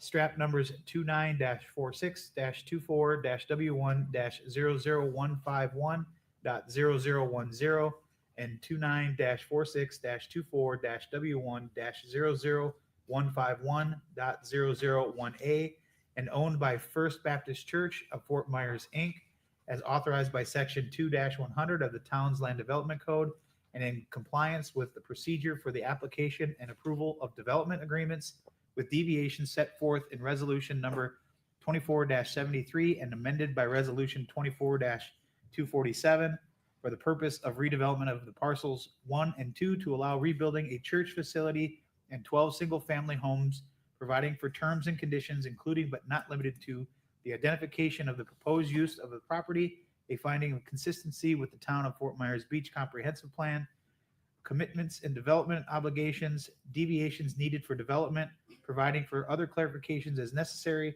providing for conflicts of law, Scrivener's errors, severability, and providing for an effective date. If any town council member has had any ex parte communication to disclose, please let us know the subject discussed and the identity of the person, group, or entity with whom the communication took place, any correspondence that you received, or observations made of the site. Councilor Safford? I do not. Councilor Woodson? I do not. Vice Mayor Adderall? I have had conversations on and off with the applicants since this project first originated. It's hard to draw lines of demarcation as this project has evolved. So I would just disclose that I've certainly been to the site many, many times, and I've also, particularly post Hurricane Ian, when they did so much work for the community, and I also spent some time at the church and meeting with the various folks. Again, not so much recently, but just over the last 3 years. Counselor King? Again, I just, I'll piggyback on what the vice mayor said. I haven't had anything about this current proposal. Yeah, I haven't had any recent conversations, but have been to the site many times and had conversations about this site as it has evolved through its iterations to get to this point. Jason Green has been qualified as an expert area by this town council, and based on his education and experience has been accepted as an expert in the field of land use planning and development in the town of Fort Myers Beach. Are there any other individuals who would like to be qualified as an expert witness on behalf of the applicant at this time? Yes, sir. Neil Montgomery for the record. I'm the attorney. I'm an expert in land use planning. I have been a land use attorney since before the city or the town incorporated. I first encountered Jason in DeSoto County, which is a while ago. And with me is Jennifer Sapin, who's an expert in planning, and Jonathan Thomas, who's an expert in development. And Jonathan missed being sworn in, so he needs to be sworn in. All right, please stand up, sir. Clerk will swear you in. If you raise your right hand, if you raise your right hand, do you swear or affirm that the testimony you're about to give is the truth, the whole truth, and nothing but the truth? I do. Mayor, may I ask if each of the experts would just come to the mic and again state your name and your area of expertise? I'm Jonathan Thomas. I'm with S.J. Collins, and my area of expertise is real estate development. Good morning. My name is Jennifer Sapin. I'm an expert in land planning and general site planning. I have not been accepted here before, but I have been accepted in Lee, Charlotte, Collier counties, Henry, DeSoto, and several of the cities within. Okay. And just state your name again for us, ma'am, if you would. Yeah. Neil Montgomery. All right. Is there a motion to accept Jonathan, Jennifer, and Neil as expert witness on behalf of the applicant at this time? So moved. We have a motion by Vice Mayor Adderholt, I'll second. seconded by Councilor Woodson. Any further discussion? Vice Mayor Adderholt? Aye. Councilor Woodson? Aye. Councilor Safford? Aye. Councilor King? Aye. And I'm an aye as well. That motion carries unanimously. Mr. Mayor? Yes, sir. Just a parliamentary inquiry. Madam Town Attorney, just for the public who is watching this, is the applicant a bifurcated situation? In other words, do we have the developer of the property up front and the church separate? Are they together? Is it all one project? Do you want to just sort of set the table, if you will, for folks who might be watching? Thank you for that question. So based on our review, the current property owner is the First Baptist Church of Fort Myers Beach, Inc.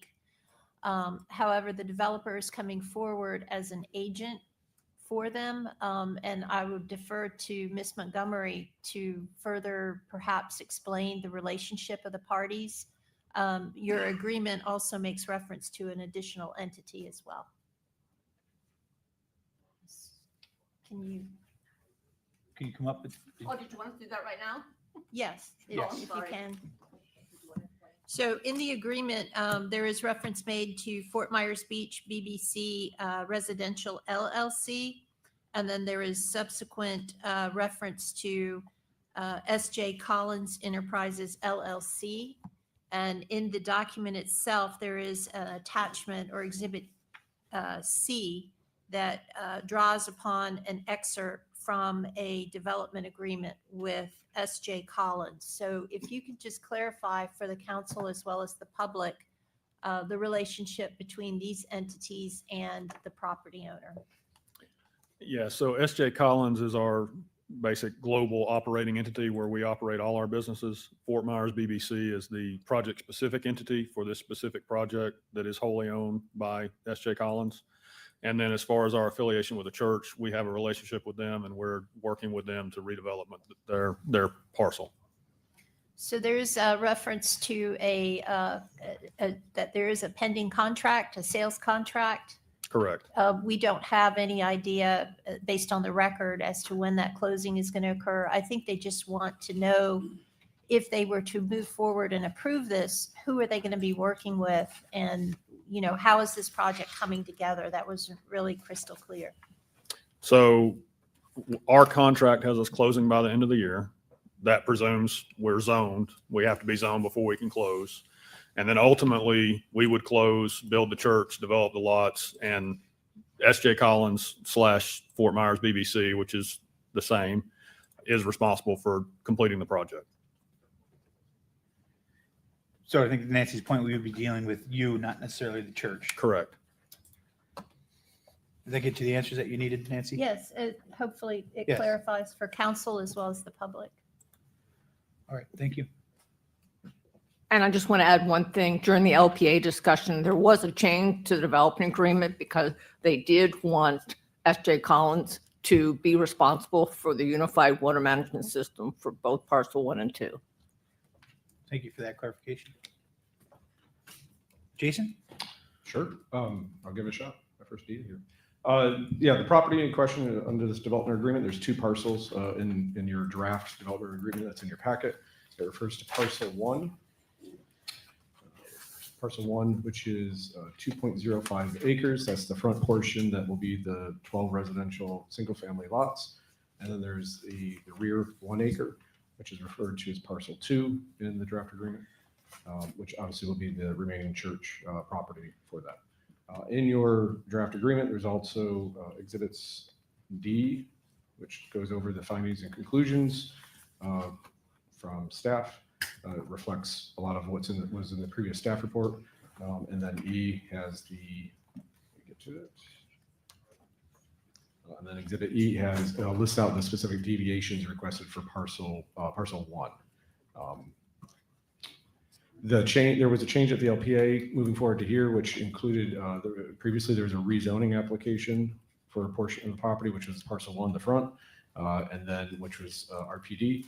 And then through that discussion with the LPA, it was recommended to move forward with just the developers agreement, which would cover the entire property and be able to master control essentially this agreement over the entire property, both parcels in the future.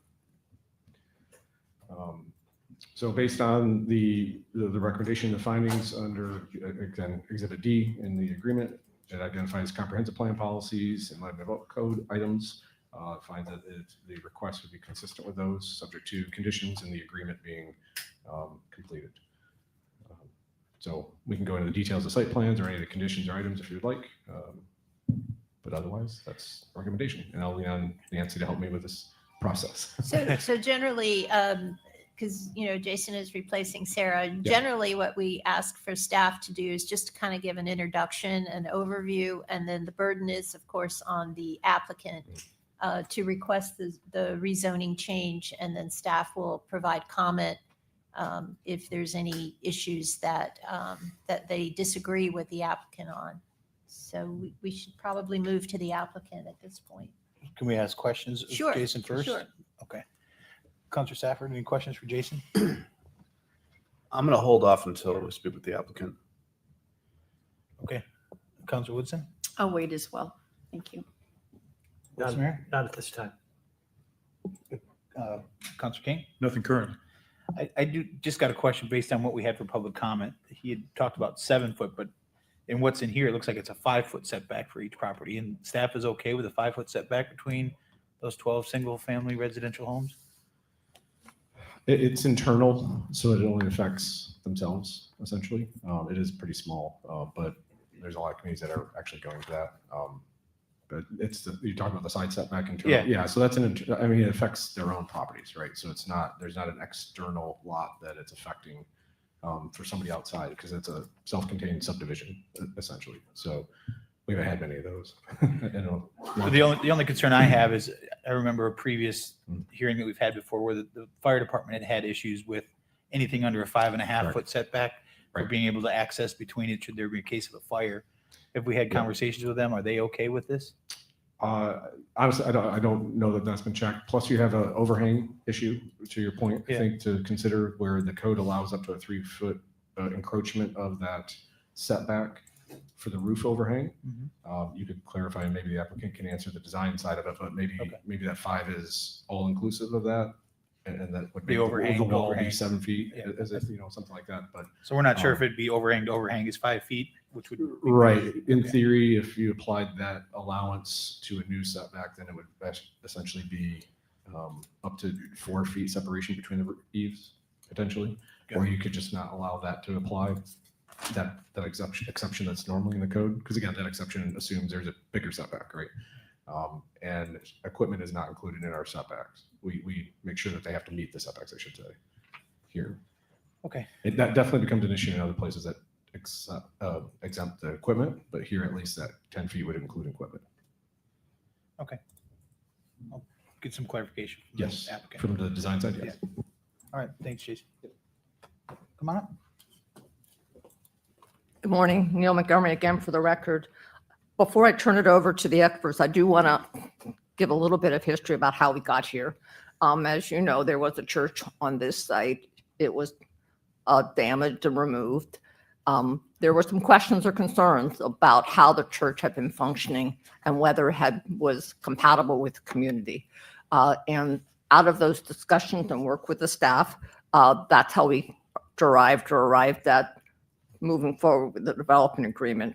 Therefore, there would be more controls over what was happening on that site to ensure that it functioned as a place of worship as that's defined and envisioned in your land development code.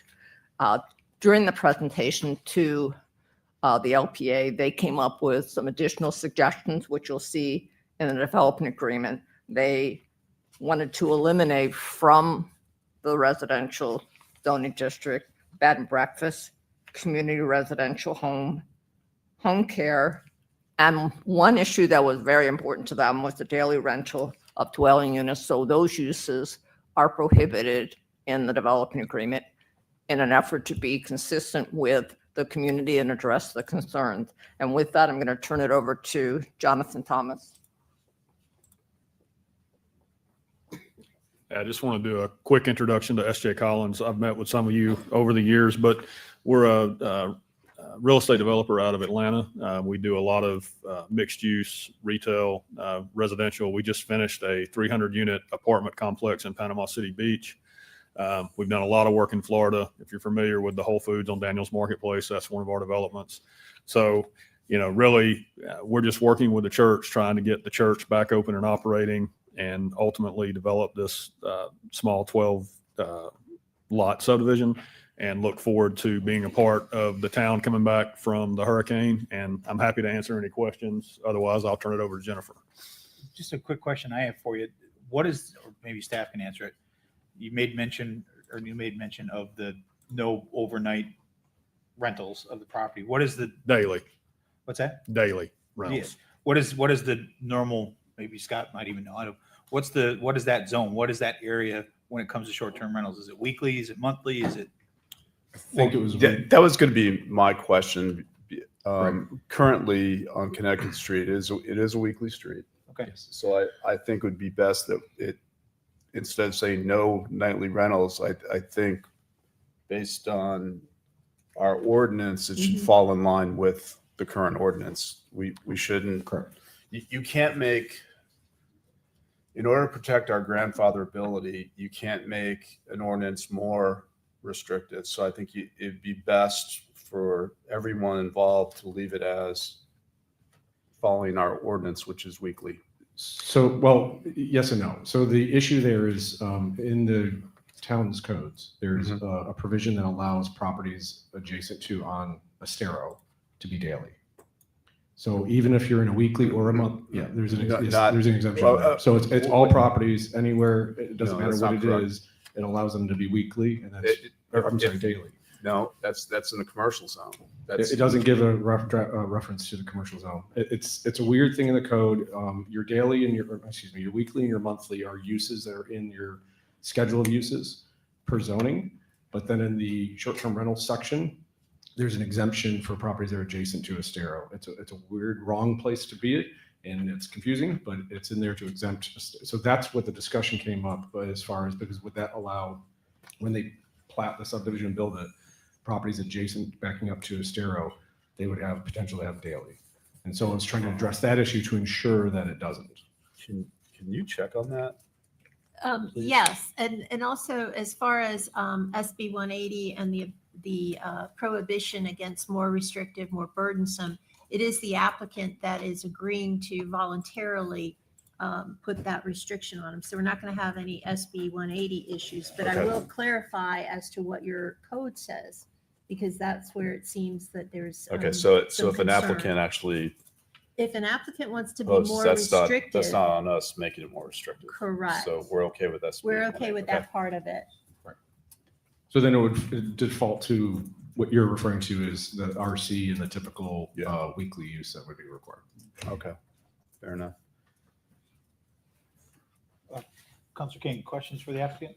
Nothing currently. Huh? We have another witness. Oh, well, I was just thinking if they have any Oh, questions okay. for him. And what, we were gonna let you continue. You just asked if we had any questions for him. Nothing for him, Councilor King? Nothing currently. Vice Mayor? I'll wait till they're finished. Okay. Councilor Woodson? I'll wait. Thank you. Councilor Saffery? Yeah, I've got a bunch of questions, but let's have everybody come up. Got and- it. Okay. Thank you.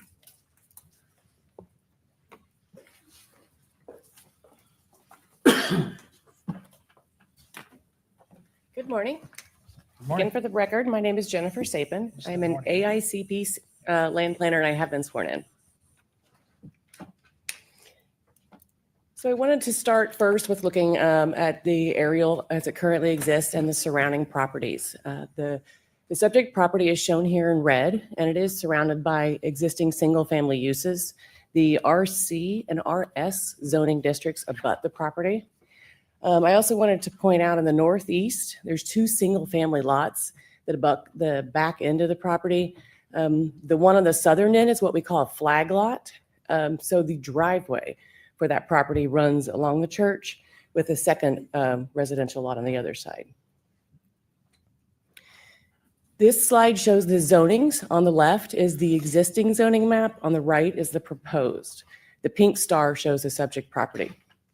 The IN zoning district would remain on the northern end, and the RC zoning district would be applied to the 2.1 acres along Estero Boulevard. So what you can see in this map clearly then, the RC is just filling in the gap there where RC continues on either side.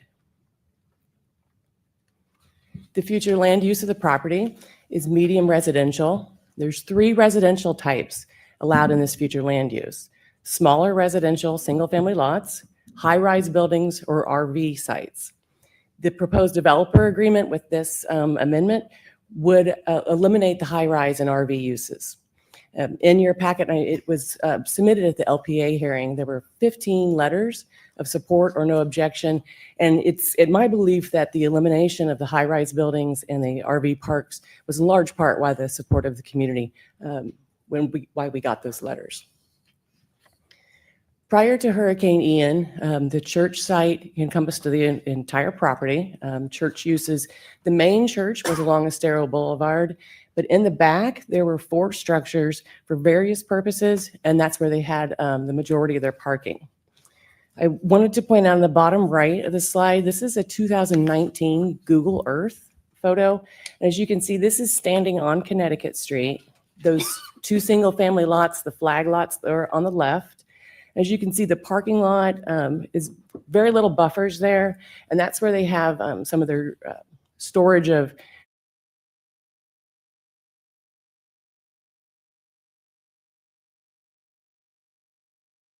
looking at the proposed site plan.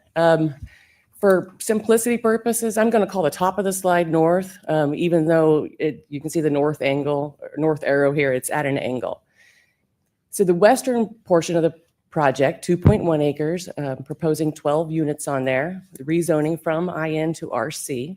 Those 12 dwelling units are consistent with the allowable density for the mixed residential future land use, so consistent with that policy.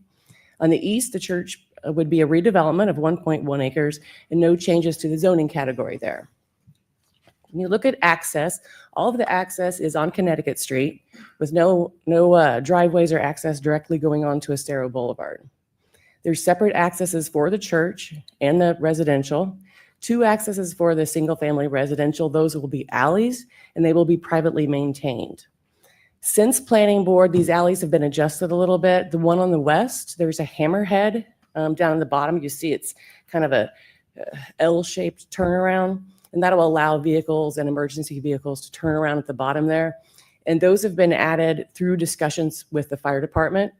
The eastern alley has been reduced. It is now reduced to 179-foot maximum length, and pointing out that only 3 residential uses abut this and access this alley. The church access on the eastern parcel, the driveway has been pushed as far as possible to the west. The purpose of this is to get it away from those 2 existing single-family driveways as much as possible. Water management for the site. This will have a modern water management system. This church was built many years ago, so there will be upgrades to that. The detention area, which you'll see the detention area is where a lot of the green is on this slide, in the southern and then along the eastern, kind of going around the church and around the church parking lot. This will provide the water quality that will be needed for water management, but it also creates a greater separation between the existing single-family lots platted to the south and to the east. The water management system will be privately maintained, and it is part of the open space. So the project does meet the required open space, and 55% of this site is open space.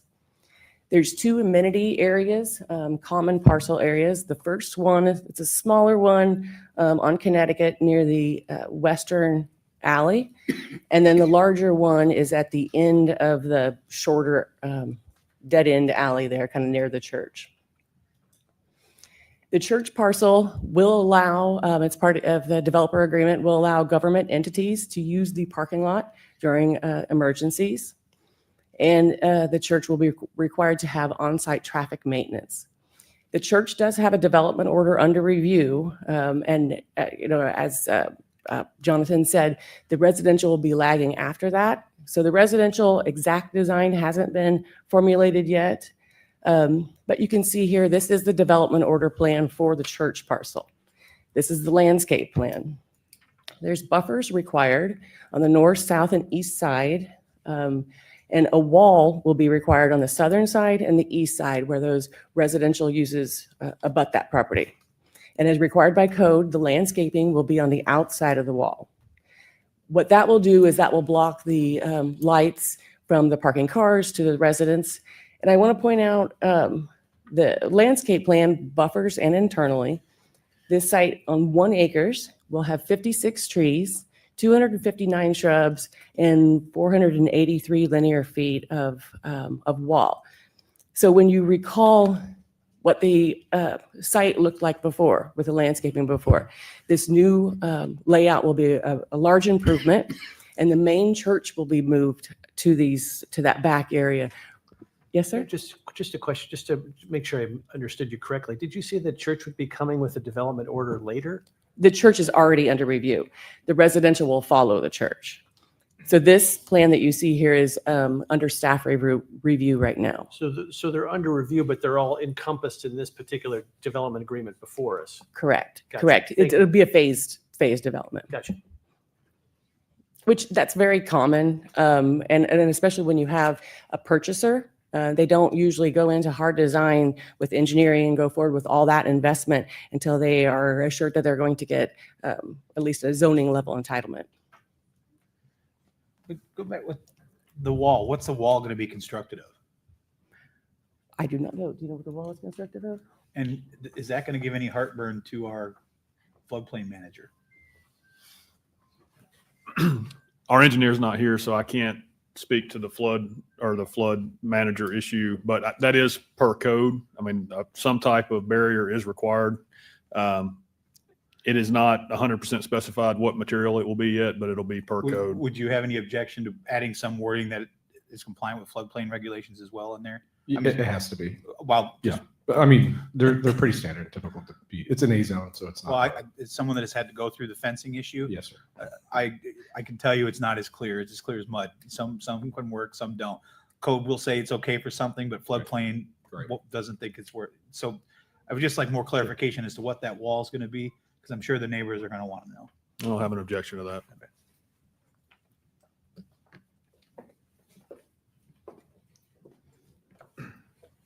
Did you have any more questions on this slide? Okay, want to move ahead. Switching over to the single family side, this slide only outlines the vegetation around the perimeter, the buffers. Of course, there will be all the additional plantings that will be built vertically when the homes go up. But looking at the buffers, there's a 15-foot wide buffer on the north and west. And then the south, again, there'll be a wall. And the purpose, again, of that wall, when people drive down the dead-end road, the lights from that alley won't shine then on the residential lots. So looking around the perimeter of the single family, there'll be 37 trees, 1,152 shrubs, and 342 linear feet of wall. I wanted to point out, I didn't specify before, the plantings for the church, they are all native plantings. And driving up and down the streets now, you can see the benefit of native plants. They're the ones who survive, and non-natives don't always. This has been outlined already, but there are a handful of uses that are prohibited by the developer agreement that either would be allowed by right with the existing IN zoning or the proposed RC zoning or the particular overlay along Estero. The bed and breakfast, community residential home, home care, and daily rentals all excluded from the residential. And from the church site, no temporary or permanent living quarters or dwelling units, no overnight parking of a recreational vehicle, and no social services or rehabilitation programs will be conducted on site. So it will be just the church facility there. Next, I want to switch to the development regulations. I'll break down this table in further slides. Just to kind of explain, on the left is IN, so that's the development regulations that exist on the current property as is today. The next column is what is proposed for the church. The next column is what is allowed by the Land Development Code in the proposed RC zoning district. And then on the right, what is proposed in our developer agreement with the single family. So looking at the church site, in red, the box around red, those are the development regulations that are allowed right now. If the church were not selling to S.J. Collins and were rebuilding, these are the setbacks that they could use. And on the pink on the right, you can see this is what is shown on the site plan that is included in your developer agreement. So you can see in every instance shown pink or purple, the proposed developer agreement is going to increase those setbacks far beyond what the church could build if they rebuilt today. And additionally, not just the church, any other IN use that is allowed could rebuild under these development regulations. So the single family abutting properties are greatly benefited by this increased separation. And again, this separation comes from the detention area that goes around the site. So it's an open space and landscaped area that is increasing these setbacks. Looking at the single family regulations on the left, those are the regulations that are allowed by the Land Development Code in the RC district. And on the right are the proposed development regulations. And the gentleman is no longer here who had the mint green shirt, but he had a question about the reduced setbacks, and he believed his was larger, and the setbacks do tie to the size of the lot. Table 34-3, note 9, a 6.5 foot setback is required for a 50-foot lot or less. And with our smaller lots, which again, the future land use category specifies smaller lots. So our lot size would only have a 6.5 foot side setback. But larger lots, let's see, 75-foot wide lot, that setback would increase to 10 feet. So it depends on how big your lot is, how big your side setback is. So our requested deviations are shown on this slide, most of them. The first deviation applies to Connecticut Street, and it is to reduce the setback, the street setback, from 25 feet to 15 feet. So this applies to two lots, lot number 1 and lot number 10. You can see on the slide, it's the side of the home. So while it's a street setback, it is the side, so you don't have any kind of a concern about cars parking or driveway access. Side of the home, it will be landscaped. The entirety of that setback, that 15-foot setback, is the landscape buffer. So the entire 15-foot setback will be buffered. Deviation 2 is for the alley setbacks. It reduces those from 25 feet to 10 feet. And the reduced setback applies to the undulations in the home, like say a bay window or something like that. The garage door is required to sit back 20 feet. So that'll give you plenty of room to park your car. So the reduced 10-foot setback is for non-garage structure. And again, this is internal to the site. It is on privately maintained roadways, having no effect to off-site properties. Deviations 3 and 4 are to reduce rear and side setbacks. Again, these are internal to the site. The rear is from 20 to 10, and the side is from 6.5 to 5. And again, that 6.5 is because the lot sizes are smaller.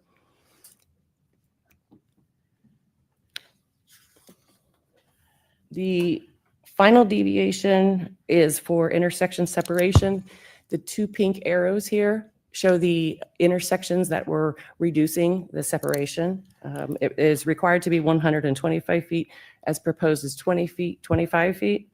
And this is done to move the church driveway as far as possible away from the existing residential. So in conclusion, the development agreement has been prepared in accordance with state and local laws. And as outlined in the staff report, the request is consistent with a comprehensive plan through the implementation of this developer agreement. And we are requesting a motion for approval. And I believe you have questions for me. I want to ask Jennifer a couple questions. Jennifer, you You work got to for get an up to the engineering. mic so we can hear Yep. both of you. I want to ask Jennifer a couple questions.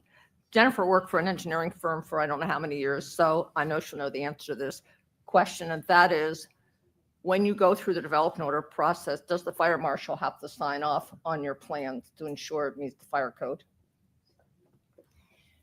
So yes, I have worked 30 years, I guess, with engineering companies and engineers. That's how I started and then transferred over to planning. A 5-foot side setback is very common in Lee, Collier, Charlotte, everywhere I work. I would say 85% of my single family subdivisions have 5-foot side setbacks. And yes, during the development order process, the fire marshal is always very involved. And also drainage usually comes up as a question with a 5-foot side setback. See, what is unique about a planned subdivision is you can plan each lot together cohesively. Side setbacks, the larger side setbacks apply when you build your house and then 10 years later, someone else comes and builds his house. Drainage becomes a problem, ensuring that the fire department can review those independently. As a planned development, you can look at it cohesively.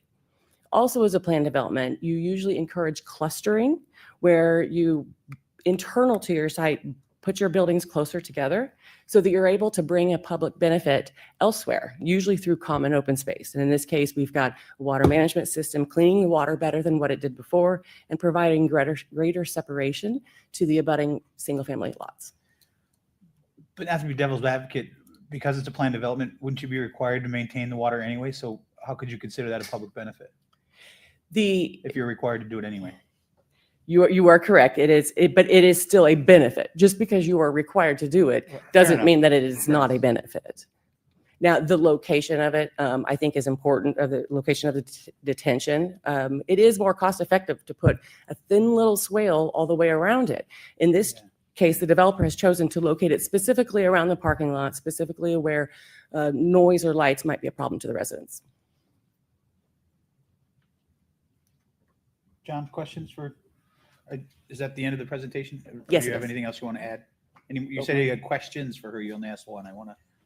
No, so the only thing else I want to add is, as you know, because the site was developed eons ago, it doesn't meet any of the current water management regulations for water quality and really for retention and detention. So it is a benefit that the entire site will be brought up to current standards, which as of October 1st got even more restrictive in terms of water quality. So, and to have it managed by one manager to ensure it gets taken care of. I don't know if it's a big problem on the beach, but in many locations, water management systems aren't maintained and it impacts surrounding property owners. So That won't occur in this case.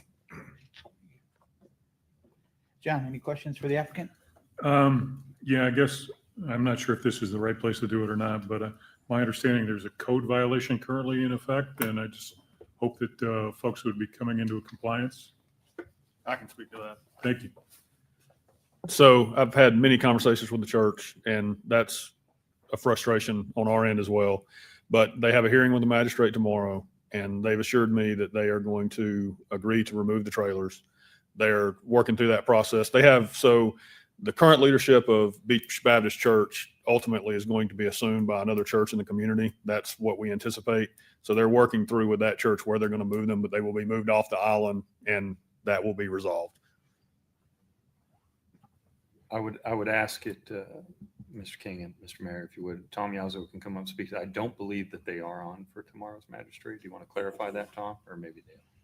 Yes, and I think that, and Tom, you can speak to it as well, that in the event of noncompliance, there would be a lien, a certified lien, which, the magistrate set a compliance date. So there would be some monies that would be owed. I understand Just to that. be clear. That's not really my area. That's more of a church issue, but I am trying to facilitate getting it resolved. And right now, all I can say is that I have spoken with the church at length, and they have agreed with us to remove the trailers. Now, unfortunately, that's not going to be accomplished by tomorrow, but that's for the church to work out with the magistrate, and whatever comes of that's between the church and the magistrate. Just to be clear, Thomas Yazoo, Emergency Services Director, Fort Myers Beach. This case is not on for tomorrow. It's coming back on the 29th. So they've already had part of their magistrate hearing done. The 29th is the compliance timeframe. They have a compliance date of the 19th, I believe, and they have to be in compliant by the 19th. So it does give you more time. That makes it easier for you, but there's nothing on for tomorrow. I don't know where that came from. I know the church has a misconception because they sent an email, but the order came out and they're back on the 29th to see their status.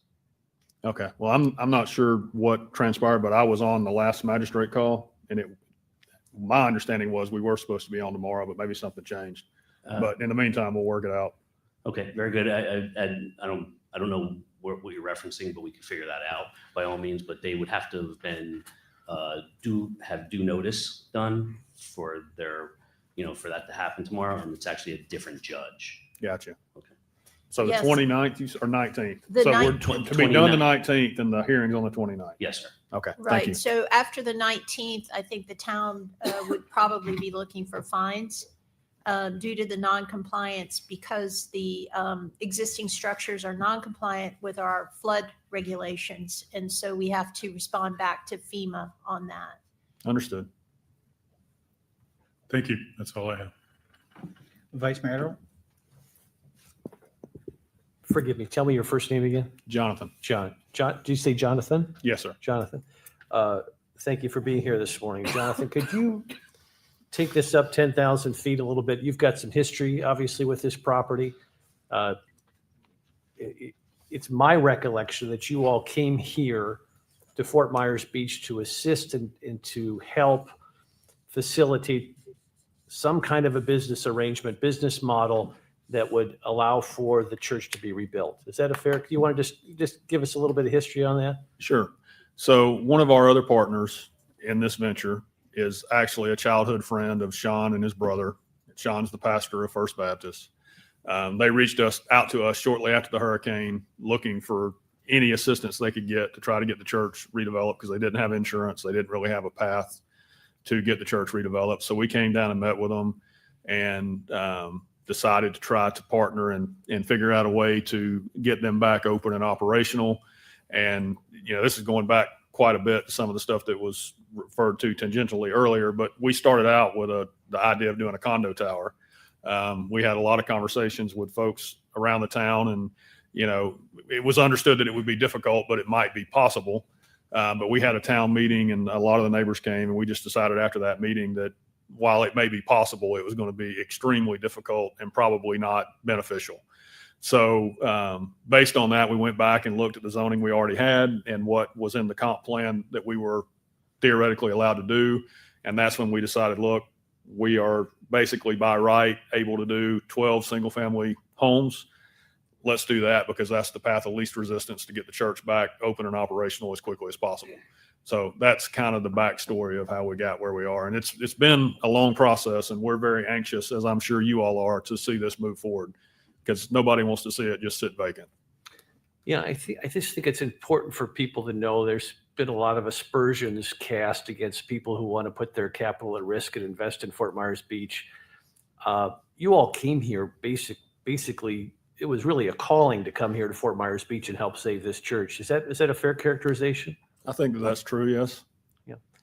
I think, too, just so people understand the business model. So when you build the homes, the sale of those homes will then facilitate the funds to rebuild the church. Is that a fair simplification?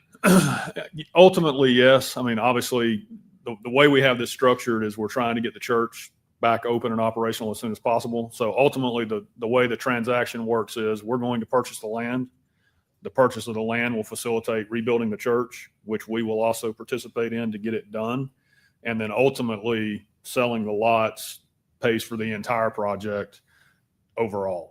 But initially for the church, the takedown of the land is what allows the church to get back open and operational, and the lot sales come later to backstop everything. And so it's codified, obviously, in the agreement. When you purchase the land, that church will be built. Is that correct? And that will be built first before the homes. Correct.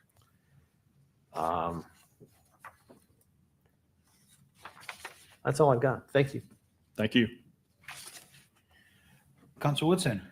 I have a couple questions. You just said something about this church, or the operation of this church is going to change, or Potentially, none of that is set in stone yet, but it is believed by the current operators of the church and just our group collectively that there needs to be some new, path going forward that takes that church into a new direction.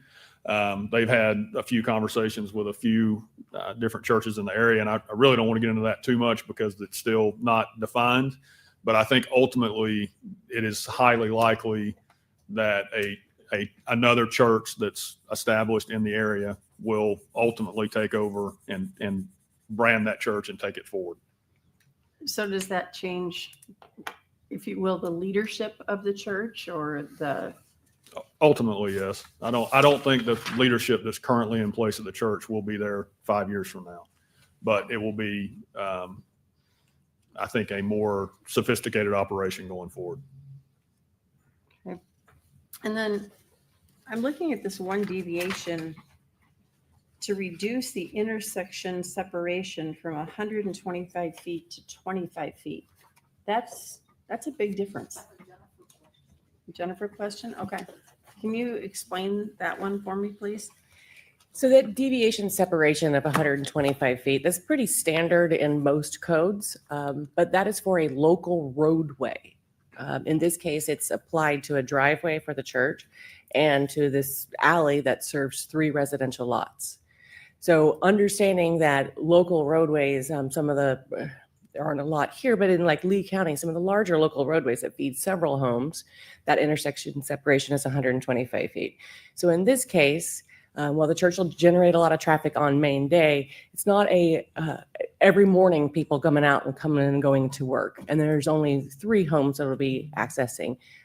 So that reduced separation, looking at your deviation criteria, it's that each item enhances the achievement or the objectives of the development.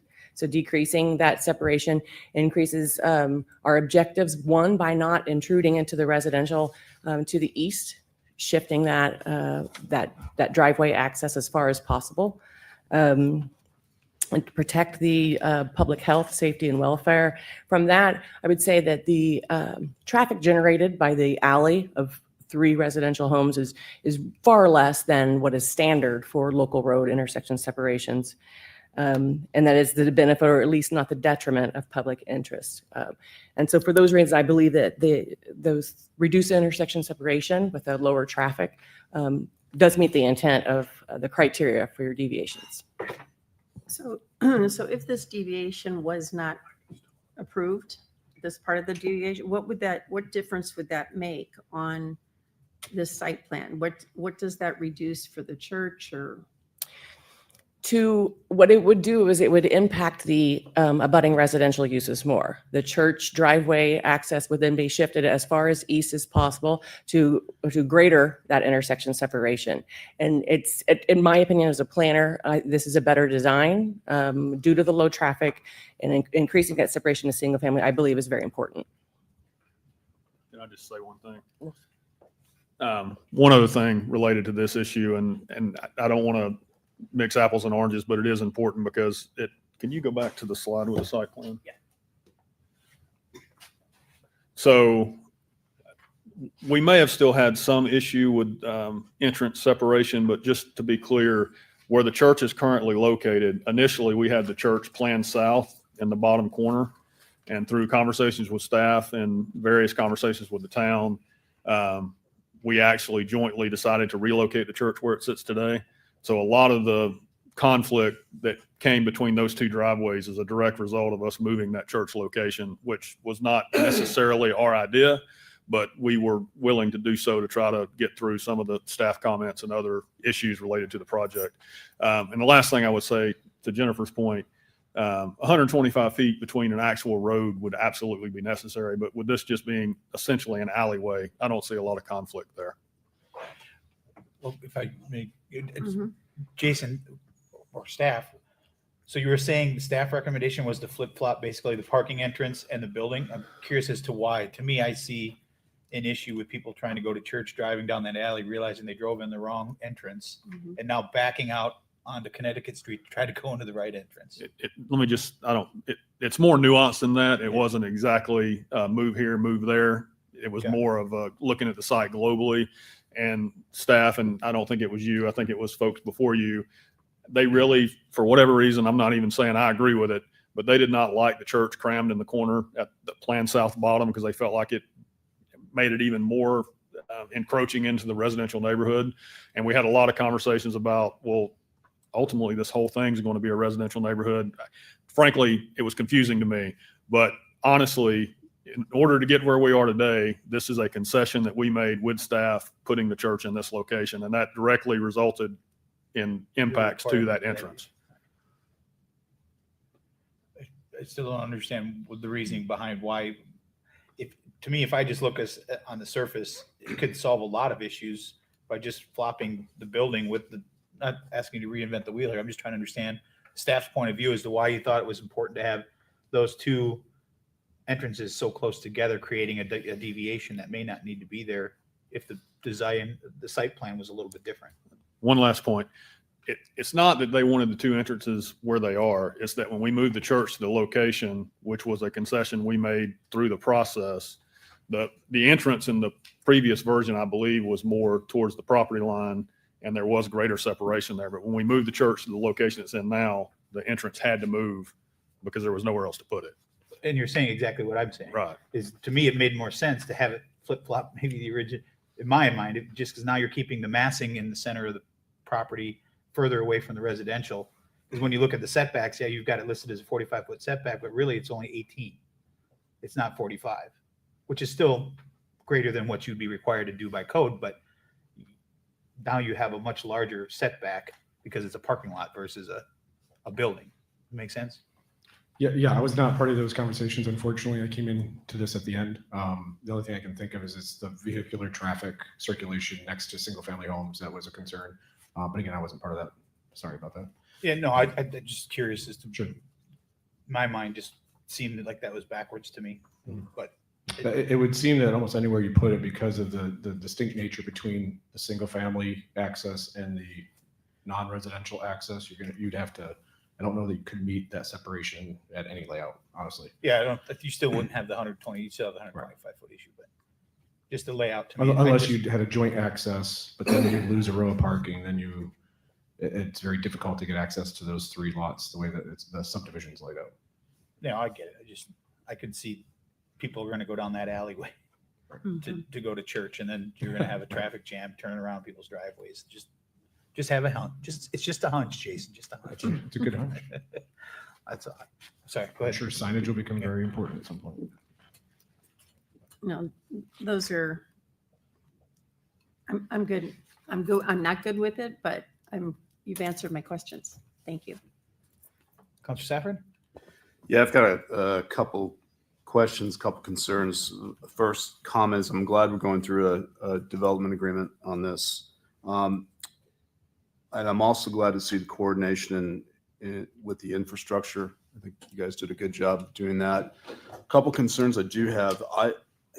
The 5-foot setback, is there any way we can maybe take that 15-foot setback, move it a little bit so there is more room between those buildings? So I have a feeling that what's going to happen is our fire district. I know you've mentioned you worked with other fire districts in the area. Have you specifically done anything with Fort Myers Beach Fire District? Because they've been in meetings with us. And for them, the bigger is the better for life safety. My other concern with the 5-foot setback is, you drive around Florida and you go to the villages, let's say, and you're like, geez, house is so close. Now we're doing the same thing here. All the houses are going to be so close to each other.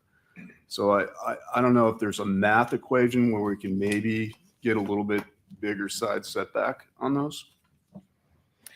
And it seemed, Jason, on this end, seems like we just created, especially on stereo, we just created 5 parallelogram lots. So are we going to be following the parallelogram lot setbacks on these houses? No, so any conditions, deviations, all those things run with this property and this project through the developer's agreement. Okay. Development agreement. So I guess, and then I have one more question after that, but if you Which is why I actually brought up the point about the code says you can have the 3-foot encroachment of the overhang. Right. But you can control that or change that through conditions of this process. So thoughts on that? To directly answer your question, no, I have not worked with the Fort Myers Fire Department, although as we have kind of brought up earlier, these homes won't be permitted. You won't be able to get a development order permit. You won't be able to get a vertical construction permit without fire sign off. So as you go through the permitting process, we start with tables and zoning, and then it works its way through real land design. And when you get to the final development order, if fire has a problem with it, it will be changed. They will not sign on off if it is not. That's good to know. Is there any way we could do a little math taking off the setbacks on the 2 streets to give us a little bit more room in between the houses? The internal alleys, or you meaning No, Connecticut? so like you got a 15-foot setback off of Connecticut, and a 15-foot setback on the houses on Andre Mare, maybe reducing that a little bit so we can get some more room between the 5 houses. The setback on Connecticut is the landscape buffer width. Okay. So that entirety is Well, that's required. my for the- question is, the can we landscape reduce that a little bit so there's more separation between the houses? One can, and then it's in your discretion. You could. I would not recommend it. I believe landscape buffers, perimeter treatments of a planned development are more important to the external, to the public than internally. Internally, it's within that project that's theirs. Just ask for your opinion. That's, in my opinion, I think the landscape buffer is more important than internal setbacks. In planned developments, I lived in Coral Lakes at one, and there was reduced setbacks on the side, very small, but I never used my side yard for anything. Right. I used my backyard and my front yard. Okay, fair enough. And Jonathan, I have a question for you, sir. With regard, the one thing about a DA is things are a little vague, and there is a vagueness here of how we're going to coordinate efforts with the church. I know from Mr. Yazzo, from a code enforcement, I mean, there's been some churches in the past, not this church, but it's just been open season. They do whatever they want. It affects the neighborhoods. It's just, I'm worried that if we don't have some safeguards with that respect, that they can do anything they want. Does that make sense? It does. And, I don't want to say too much, but the bottom line is a lot of the reason why we're still standing here not zoned is because some of the issues that have happened in the past with code enforcement issues and other things. And, I can't say anything other than part of the reason we're doing the development agreement and part of the reason we've taken all this time through the process was to try to work through as much of the town's issues as we could and to try to make this as good going forward as we could. So I guess my question for the attorney, is there a way we could put a thing in here where we have neighborhood meetings, where we have Yes. open dialogue, where we have I think what quote, you're unquote, describing is somewhat of a covenants and restrictions between the property owners of the various lots and the church that would go into more detail as far as, payment of any type of monthly dues, or I don't know what is anticipated. I mean, that is part of their real estate transaction, which they haven't really disclosed to us. That's how not really what that's- I was getting at. I I'm was sorry. getting more at you have a town hall meeting, not like this, but just with all the neighbors present. Everybody gets on the same page, so things don't get away from one another. Like they decide, hey, we're gonna do this event, or we're gonna provide this service, and the neighbors are like, oh no, you're not. You're not gonna have RVs here again. You're not gonna do this. I just like. I don't want to be more controlling, but at the same time, I want to protect the neighborhood. Can I ask you a question for more clarification? Are you looking for the meeting before the church opens, or are you looking for a community meeting before we have our second reading? What are you thinking? I just like some language in there that there will be ongoing discussions with the neighborhood as we move forward, that it would take a little bit of the vagueness out on who exactly we're dealing with the church, just so I'm trying to get rid of the vagueness and just make sure that the neighborhood's okay with going forward. There's lines of communication where. So does that look like an annual meeting?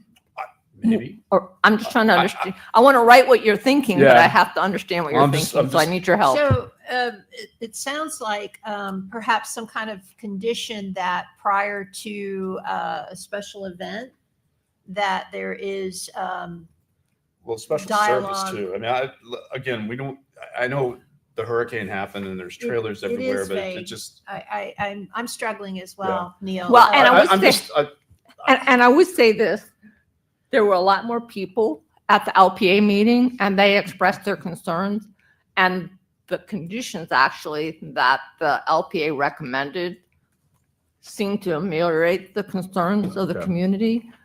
But if what you want is a community outreach on an annual basis, Maybe I I'll think get we can let do that. my fellow council people weigh in. I'm just. Are you thinking annually or per event, as events come up, as I think conditions more change? services. So maybe a monthly? No, it uh, just, That's we're not too doing much. Okay, so like the church, the church I have, we're gonna have an Oktoberfest. So they have those kind of events from time to time. I go to Look, First I'm okay Assembly, with- so they have 30 acres, so it's a little different, but they have bounce houses and, Right. food and all that kind of stuff. So if they have something like that, you want to have an outreach before then? What do you guys think? Well, I think there's already a process they would have to go through to have a Yeah, special I think event. there's already a process, but Right. I'm Yeah, just definitely. more like, hey, we're gonna Permit. open up.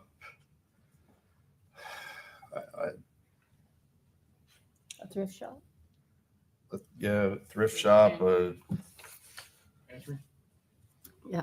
I Food think pantry, thrift shop. homeless shelter. I don't know. I don't know. I'm just.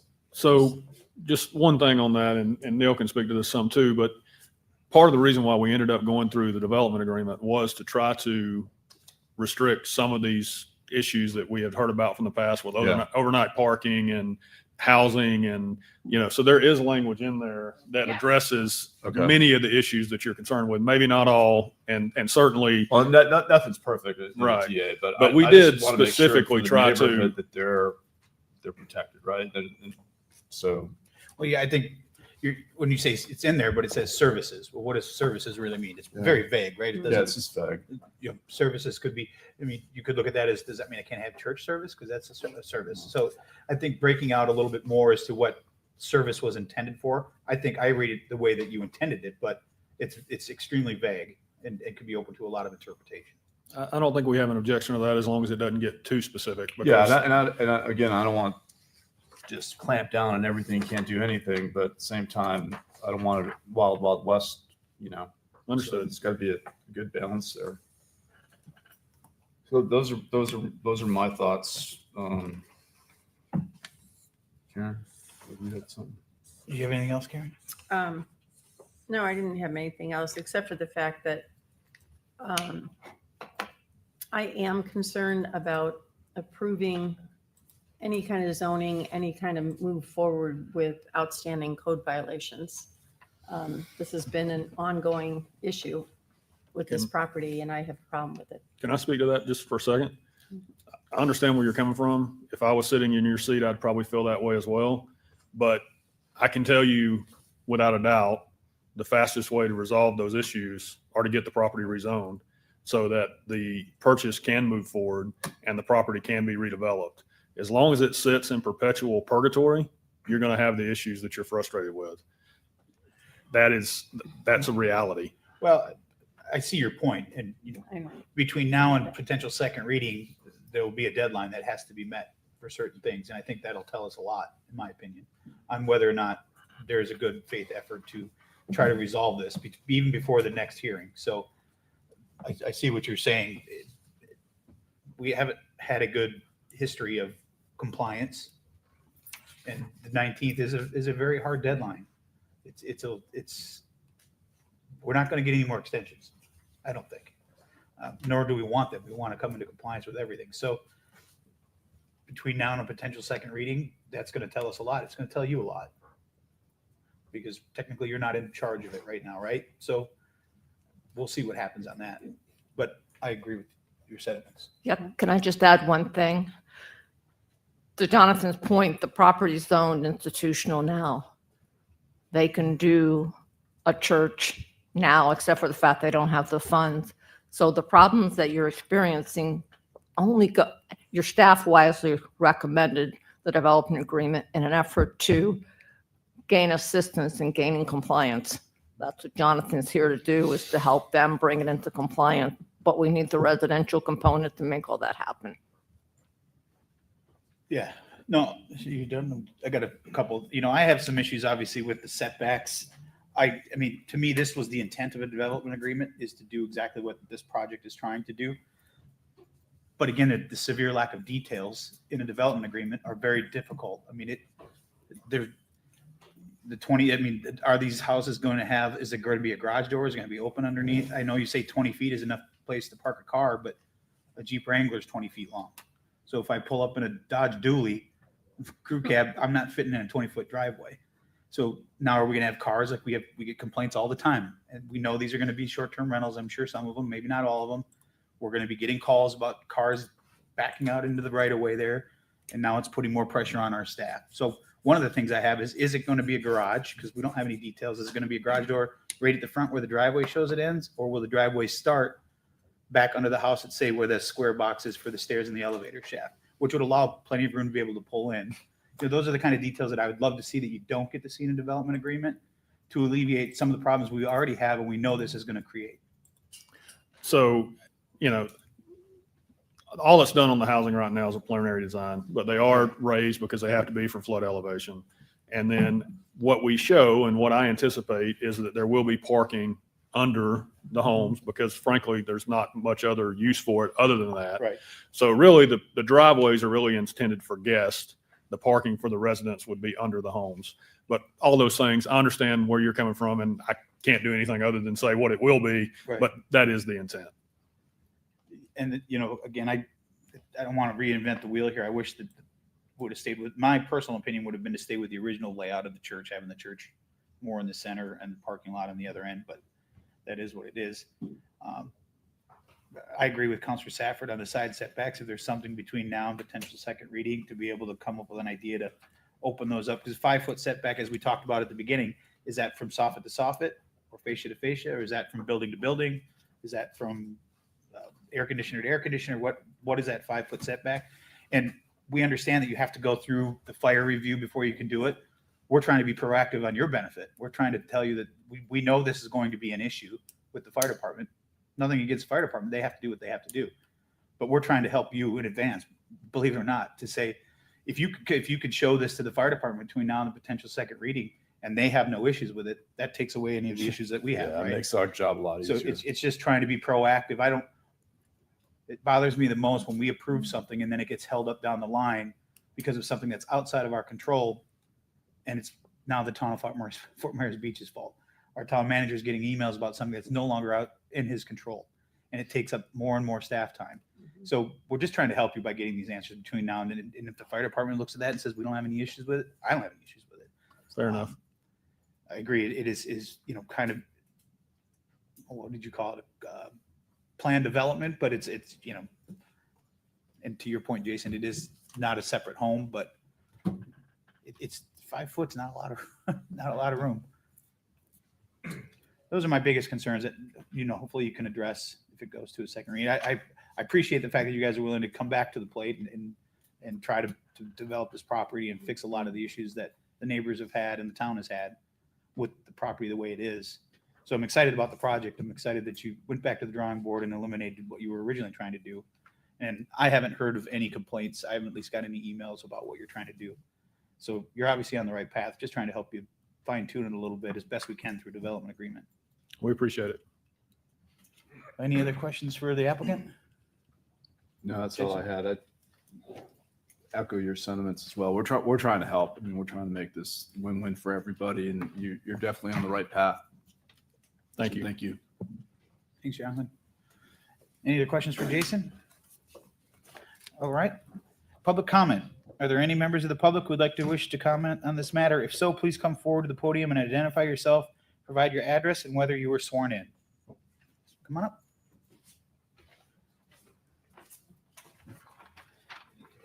Still good morning. Good morning. It is, barely. My name is Lori Webster, and I own 2 homes on Fort Myers Beach, one of which is on Curlew, so I was able to walk here today, and I love it. I'm also a member of Beach Baptist Church. I'm sure that every person in this room can relate to the consequences of Hurricane Ian. The PTSD is real. I never imagined that the phrase, "I can smell that picture," would be part of my lexicon, but here we are. Our church was destroyed by Ian, but our congregation rallied. We helped others while we ourselves were swimming in the same cesspool of post-Ian life. We've supported the community at every turn while we ourselves were trying to figure out how to be a church community. No one in this room can say that Beach Baptist Church is not a Fort Myers Beach partner. As we tried to figure out where to go and how to get there, 2 more hurricanes came calling. 1 step forward, 2 steps back. And yet, still we rallied. Hot meals morphed into satellite food pantry. We moved from worshiping in a tent that was battered with each storm into trailers. Still not glamorous by any stretch of the imagination, but better. Now we're losing those as well. We've been told that next week is our last service in the trailers, and they will be removed. We need hope. We need a plan. We don't currently know where we will worship while we wait for a new church, but we have hope. The proposal before you is our light at the end of the tunnel. While we have an uncertain interim timeline, we would have hope for a future. In the end, it would allow us to continue to worship on Fort Myers Beach and support the community without absorbing crippling debt. By selling the front part of the parcel to the developer to build homes, our church property can be developed debt-free. This is the dream of every congregation, to be able to focus on giving back instead of trying to get ahead. To focus on what could become of those residential properties, i.e. daily, weekly rental. While every property on the island shares the same potential, is an enormous disservice to an entity that has proved over and over that we're here for the long haul and Fort Myers Beach strong. Please allow the plan to move forward. Thank you. Thank you. Anyone else like to speak with public comment? All right, seeing none, I'll close public comment. Are there any additional comments from the applicant at this time? No? All right, I'll now close public hearing and request a discussion or a motion from the town council to approve with conditions, deny with reasons, or a continuance to a time certain. Discussion or a motion? Mr. Mayor, I'll Yes. move approval of ordinance 25-17. To the second hearing, Second reading. second reading. Got a motion by Vice Mayor Adderholt. I'll second. Further discussion. The only other discussion is hopefully you'll work with our town attorney to clear up any vagueness. I think that you've heard today with the development agreement between now and The second reading. Yeah. Yeah, no, your city attorney's been, town attorney's been really helpful. Thank you. All right. There's no other discussion. There's a motion by Vice Mayor Adderholt, seconded by Mayor Allers. Vice Mayor Adderholt? Aye. I'm an aye. Counselor King? Aye. Counselor Woodson? I say aye, but I'll reserve my final at the second reading. Counselor Stafford?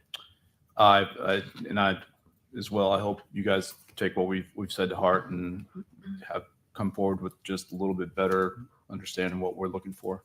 So thank you. Aye. All right. That motion carries unanimously. We'll see you on the 3rd. Thank you very much for your time. All right. Our final public hearing is a legislative agenda item and is the first reading and public hearing of proposed ordinance 25-19. If approved at first reading, a second reading and final adoption hearing will be scheduled for November 3rd, 2025 at 9 a.m. or another time identified by town council. This is an ordinance of the town of Fort Myers Beach, Florida, amending section 34-232, required hearings of Division 5, public hearings and review of Article 2, zoning procedures, and Chapter 34, zoning districts, design standards, and nonconformities to require only one public hearing before the local planning agency, the LPA, for special exceptions that only receive like-for-like structures that were existing prior to a natural disaster event. If the decision by eligible members of the LPA is unanimous and the town clerk does not receive a request for additional public hearings before the town council from anyone, including town staff, within 10 days after the LPA decision, providing for codifications, severability, scrivener's errors, conflicts of law, and an effective date. Jason? No, you read that very well. Thank you. Just a land development code amendment to change the process. We'll probably talk process a lot over the next few months as we tweak the land development codes and all that. But this is before used for that like for like, similar to the variances process that you created for the variances. And I would challenge you to think of this and even further, going farther with some of these processes if you wish. I can add a little Sure. bit more. I think it was at one of your M&P meetings that you discussed the option that you had to delegate specific land use decisions to the LPA for final agency action. And at that time, we moved forward with the variances. And basically, they could approve variances based on the members present who were eligible to vote. If there was not an objection raised with the town clerk within 10 days, then that would constitute final agency action. And then that allowed the property owner to go ahead and move forward with their proposed development. This opens up that door a little bit more as far as special exceptions, because again, it's kind of a very similar situation that we find ourselves in, where the LPA unanimously approves a special exception specifically like for like structures, then it comes back to you. So there's a delay period there. So this proposal is the first reading and just basically expanding that opportunity to somewhat fast track some of these proposals. I think it's very good. Any suggestions you have besides this, I'm sure we would be more than open to listening to. Okay. Anything we can do to alleviate staff time for something that is a like-for-like situation. Sure. To me, it seems like a no-brainer. Vice Mayor? I think this is particularly appropriate coming up today. So we've just affirmed how important the LPA has been since the storm. I commend our town attorney and Jason both for bringing this forward. I have been a proponent of this concept of uncontroversial items being able to be dealt with at the LPA level. I was told before Ian by our previous town council that just was difficult to do. And our new town attorney has figured out a way. And I think that way has not only served the residents well, the businesses well, but also the town governance structure as well. So I appreciate this additional step, and I join with the mayor and look for additional steps as well. Councilor King, questions for Jason? Nothing. Councilor Woodson? I'm good. Counselor Safford. Yeah, I think anytime. I mean, look at Mr. Nussbaum here. Good thing it was a bye week, huh? You prepare. And you weren't playing the Browns. Ouch. Yeah, I think anything that can streamline, reduce costs on their end, speed up the rebuilding process is a win-win for everybody. So Jason, as Vice Mayor said, if you find anything else that will streamline the process, reduce costs, and get shovels in the ground, I'd appreciate it. We'll push until you push back. How about that? Yeah. We'll try that approach. All right. Thank you. All right. Public comment. Is there any members of the public who would like to comment on this matter? If so, please come forward to the podium and identify yourself, provide your address, and whether you were sworn in. Mr. Hi, Dave Nussbaum, 6610 Estero Boulevard. Briefly, I think this is fantastic. I think anything we can do to expedite rebuilding. I can tell you, just to rebuild our tiki hut, which is a classic example, and thank you for the approval, has been a long process. And anything that can be done for the condominiums, for the homeowners, anyone on this beach recovering, that speeds that process up, I heartily endorse and hope that you push this along and open as many doors as you can. Thank you. Thank you, Dave. Anyone else choose comment, public comment? Mayor, may I say one more thing? Absolutely. So the process as far as the variances has worked very, very well with the LPA. And I also wanted to mention that their resolutions, which are final agency action, those are available from the clerk on the website. Very good. All right.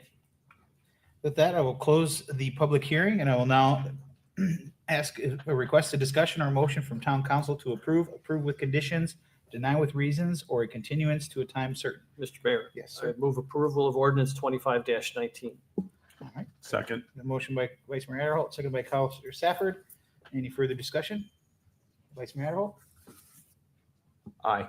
Councilor Safford? Aye. Councilor Woodson? Aye. Councilor King? Aye. And I'm an aye as well. That motion carries unanimously. Before we move to our administrative agenda, anyone need a comfort break? Yes. Okay, we will take a 10-minute break, come back at 11:50.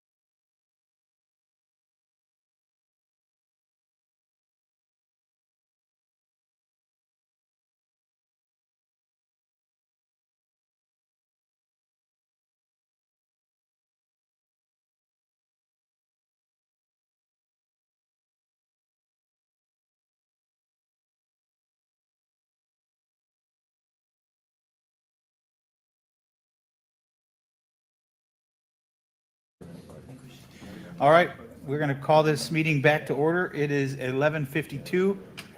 We are on to our consent agenda. The first item is a resolution of the Town Council of the Town of Fort Myers, huh? Administrative, what did I say? Oh, I'm sorry, administrative agenda, thank you. Well, we consent to the administrative agenda. I appreciate it. A lot of stuff to read. This is a resolution of the Town Council of the Town of Fort Myers Beach, Florida, approving 16 individual professional service agreement with the following firms, which were negotiated by town staff as directed by the Town Council on August 18th, 2025, in response to RFQ-24-06-AD entitled Ongoing Miscellaneous Professional Services. 1, AIM Engineering and Surveying. 2, Axis Infrastructure LLC. 3, Burt Hill Pollock Craig. 4, CAP Government. 5, Coastal Engineering. 6, M-Site Inc. 7, GMA Architects and Planners. 8, Graph USA. 9, Haley Ward. 10, Hans Wilson. 11, Hyatt Survey Services. 12, Jezernach Group. 13, Johnson Engineering. 14, J.R. Evans Engineering. 15, K2M Design. And 16, Radis International, authorizing the town manager to execute an agreement with each of the top-ranked firms for each category of work within the request for qualifications and which were successfully negotiated, and providing for an effective date. Town manager? Thank you, Mr. Mayor. Yes, as directed by the town council, the staff had negotiated with, to date, 16, has finished negotiation with 16 and 32 professional service firms that have been completed and are presented in the agenda for the town council approval today. All right. Any questions? Can I add that Certainly. at your next meeting, you're most likely going to have 16 more?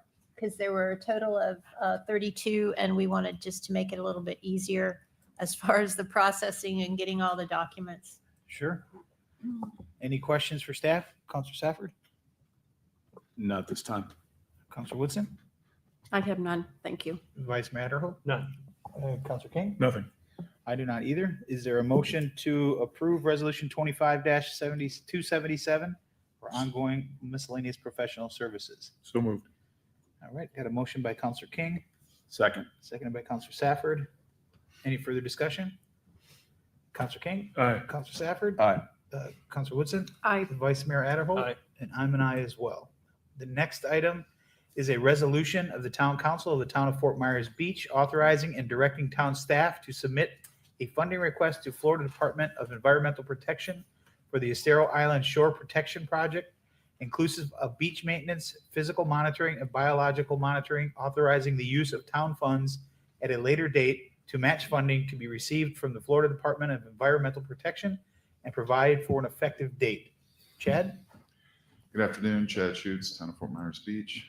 So this is the local government funding request. It's an annual program that FDEP puts out for localities to request funding from the state for beach projects.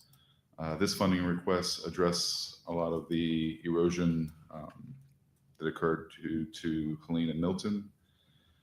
We were hoping for a Hurricane Ian Nicole type package that we got with the HRRGP, the Hurricane Recovery Reimbursement Grant Program.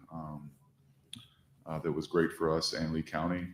However, that did not come through. So we put those numbers into this funding request, and that is what you see in front of you. All right. And any questions for Chad, Counselor King? I guess, can you explain, do you expect then this to come through or? So it's up in the air. State legislation, they allocate about $50 million. And I believe, so the way the LGFR works is they will get all the applications in and then rank all those requests. And I think we're around number 13. The state typically appropriates $50 million for that. And what I'm hearing is that I believe it's Pinellas County had a sizable request of $40 some odd million. So unless the legislators extend that or make it more to include the lower ranking, the state may not budget for us. But my recommendation to you as staff is to at least be in the game and ask for those fundings. The state may not appropriate for it, but we won't know if we don't ask. Sure. Okay, thank you. No questions. Counselor Woodson, I have none at this time. Counselor Safford. I have none. So Chad, looks like the overall total they're asking for is just over 7.7 million. Is that right? So that's the total project. I believe the state cost share would be about 42% of that. And then the TDC and the town would be doing the With a 43 and difference, okay. 15%. So we had the interlocal agreement with TDC with their beach trust fund that whenever we implement a project and award a bid, the TDC would honor their ILA with us and provide those funds for us, and then we would provide that 15%. For that 7 million would be on the order of about $1 million. But I will say that this is a very conservative top end budget based on what we have seen in the market recently with some other truck haul projects. All right, very good. Thank you. All right, is there a motion for resolution 25-297? So move, Mayor. Good motion by Counselor King. I'll second. Any further discussion? Counselor King? Aye. I'm an aye. Vice Mayor Adderholt? Aye. Counselor Woodson? Aye. Counselor Safford? Aye. Motion carries unanimously. Thanks, Chad. Thank you. Next is a request to hold a special event with alcohol on Sunday, October 19th on the beach adjacent to Crescent Beach Park.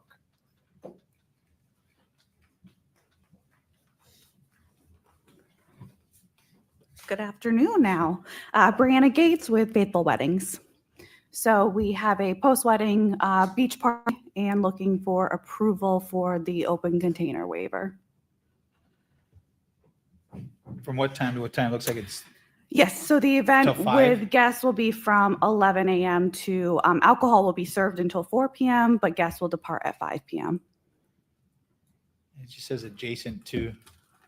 So we'll be using the beach front that is in front of the Crescent Family Park. Got it. Questions for the applicant? Just some further clarifying information, if it's all right, Mr. Absolutely. Mayor. Yeah. We've also gotten from the planners and information that guests will be transported from a hotel in Fort Myers, dropped off at Crescent Beach Park bus stop. Buses will then park off site until pickup time. Food and beverages service will be provided by licensed vendors. The Twisted Trotter will supply, right? That's correct. A full bar, bartender, and beverages. Catering will include food items as well. And are they responsible for all the cleanup? Staff's not going to have to go behind them, clean all this up? That's correct. Any questions for staff or the applicant? John? None. Vice Mayor? None. Counselor Woodson? I'm good. Counselor Safford? I have to ask why it's such last minute. We initially were being put on for the September 6th, I think it was, council meeting. And then Tracy rescheduled me until the last one, but I wasn't in town. So this is why this was the date that they gave. Well, that's a way better answer than I was expecting. So. Good. I'm glad I asked. I tried to be here a month ago. Okay, fair enough. All right, thank you. Thank you. Any further discussion or a motion for the special event? No? So moved. All right, got a motion by Counselor Woodson, Second. seconded by Counselor King. Any further discussion? Counselor Woodson? Aye. Counselor King? Aye. Vice Mayor Adderholt? Aye. Counselor Safford? Aye. I'm an aye as well. That motion carries unanimously. Next, we have RFQ-25-10-AD. Reject and cancel the RFQ-25-10-AD qualification proposal for the Fort Myers Beach Engineering and Architectural Services Bay Oaks Community Pool Rehabilitation Project with cause due to lack of adequate competition as provided in the request for qualifications in sections 2-480 I-12 and 2-480 H5E of the town code and provide direction to staff to rebid the project. Frankie. Good afternoon, Frankie Kropacek, Community Development Director. It was the Selections Committee advice to not continue with the applicant that we received based on qualifications and the interviewing questions that they had.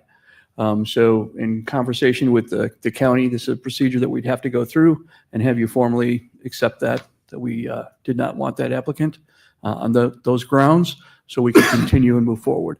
There's a few avenues that we're currently exploring with the county as far as maybe an expedient way of getting out for rebidding, or maybe reaching out to prior people that had bid, but or early in the game when we had to have 3 bids and we only received 2. So. Okay. So you're just looking for us to give direction to reject this? We have to formally reject this bid, yes, so we And can then move just on. give you direction to go out for rebid. Yes, sir. Got it. Any questions for Frankie? Councilor Safford? Not at this time. Councilor Woodson? How long will this whole process take again? Hopefully it doesn't put us back more than 30 days. In the grand scheme of things, that doesn't really equate to much. We're like I said, we're working with our county partners right now to see if there's an expedient way to get to that point so we can close that distance. We'll find out on Wednesday morning when we have our weekly call with the county. Thank you. Vice Mayor Earl? None. Councilor King? Nothing. Nothing for me. Thanks, Frankie. Thank you. All right. Any further discussion or motion on RFQ 25-10? I will move to approve the rejection and cancel the RFQ 25-10-AD. Second. And direct staff to go off for rebid. Second. All right. Got a motion by Mayor Alley, seconded by Vice Mayor Adderholt. Any further discussion? I'm an aye. Vice Mayor Adderholt? Aye. Councilor King? Aye. Councilor Woodson? Aye. And Councilor Safford? Aye. The motion carries unanimously. Last is a request for the reconsideration of a required condition in Resolution 25-294 associated with SEZ 202-50149 for the property located at 4750 Estero Boulevard, was timely submitted to the town of on September 24th, 2025 by Brian Campbell on behalf of the Shores of Fort Myers Beach Condominium Association, Inc. The applicant is requesting that the town council revise the sea turtle protection condition to allow for pier construction during sea turtle nesting season, subject to specific environmental safeguards. The proposed revision would require the applicant to obtain a permit from the Florida Fish and Wildlife Conservation Commission, FWC, authorizing a marine turtle permit holder to relocate nests within a designated construction corridor necessary for the project. The corridor would be limited to minimum width required for equipment and materials transport. Construction activities would be restricted to daylight hours with daily monitoring of nesting activity by the FWC marine turtle permit holder before work begins each day. No exterior nighttime lighting would be permitted. If nighttime work is needed, the applicant would be required to obtain additional authorization and comply with any further conditions. This request seeks a balance and to balance environmental protection with the practical needs of the construction timeline. The applicant did not attend the hearing when the special exception was approved or would have made the request at the time. If town council would like to reconsider the matter, a motion should be made to schedule the rehearing and regarding the condition at issue. Nancy? So the matter that's before you today is at the request of the applicant, which was timely received, whether or not you would be willing to revisit your prior approval, which contained this particular restriction and requirement. So today is really your requested action is just the scheduling of it, Of the rehearing. of the rehearing, correct? Okay. So if I may, so we're scheduling a rehearing. We're not affirming nor denying, we're scheduling a rehearing. Correct. It is a two-step process. Okay. It was an easier way to do this than to go back through the whole process To and amend to it. amend the condition. And I believe the goal is to be the same as what you did today earlier with those conditions. That's fine. You think he'll show up for the next one? They're here. Okay. Yeah, Sweet. representative is here for that. All right, awesome. Any questions Thank for you. Jason? Ideally, it would be for the 20th, I guess, if that's possible. Nancy, I don't know if the date is, obviously because of the sea turtle season. She's Well, smiling. it's the rescheduling date at this point. Yes, I'm sorry. So that if it's agreeable to council would be at your next meeting in order to keep the project moving forward. Okay. Would you like to come up and say something? Hi, my name is Serena Cantu. I'm an environmental consultant with Hans Wilson and Associates here on behalf of the applicant. And yeah, like Jason said, I was not present during the last hearing, so we just wanted the sea turtle condition to be removed from the special exception approval in order for them to get started with work. We do have an executed field permit from DEP giving them authorization to start work. So if it could be heard in the next hearing, we were trying to expedite this for our client if possible. Okay. Any questions for the applicant? John? Nothing. Vice Mayor? No? Councilor Woodson? Nothing at this time. Councilor Safford? I have a question for Amy. Can I get on the next hearing? Yeah, especially since they're going to we're just going to copy the materials over from the first or the last hearing. Okay. So I we'll get 'em also- on there. Oh, go ahead. I also wanted to add, I saw that they added language in here to obtain a marine turtle permit for the work, but I don't feel that that is necessary. All the work is landward of the vertical seawall that's on the property. So I don't believe obtaining a marine turtle permit from FWC is necessary when we do have state authorization. There's no sea turtle nests in the vicinity either. So I guess my question is if that could be So that is similar to the other project. Yes, so basically you're adding that to your request for reconsideration of 2 items rather than just the one. Yes. Okay. Thank you. Thank you. Chad, did you hear all that? Do you agree with her assessment? Chad shoots for the record. I turn the mic on. Chad shoots for the record. I think I heard most of it. I understand it may not be necessary. I would just lay it off to FWC. Whatever FWC, they're the keepers of the rule. If they require a permit in there or a relocation permit in there for as a part of the FDEP permit, then great. If not, let FWC make that decision. Fair enough. And it should be pretty straightforward. All right. Thanks, Chad. Are there any other questions for the applicant or staff at this time? If not, is there a motion to approve or deny SEZ 202-50149 For rehearing. for rehearing? Thank you. See, you're good. I will make a motion to approve for the rehearing of SEC 202-50149 at the earliest possible meeting that the town clerk can manage to handle. Second. All right, motion by Mayor Aller, second by Councilor King. Any further discussion? I'm an aye. Councilor King? Aye. Vice Mayor Arrow? Aye. Councilor Woodson? Aye. Councilor Safford? Aye. And motion carries unanimously. Final public comment. Howie, got anything to say? Thank you all for everything you do with all my education. Really, I appreciate everybody that sits through this every month, every week. Twice a month. Well, on that, we're- Twice a month. However you do it. On that, we're going to close public comment, Howie. Town manager items. Thank you, Mr. Mayor. Councilors, just a few things to cover here to update the council on.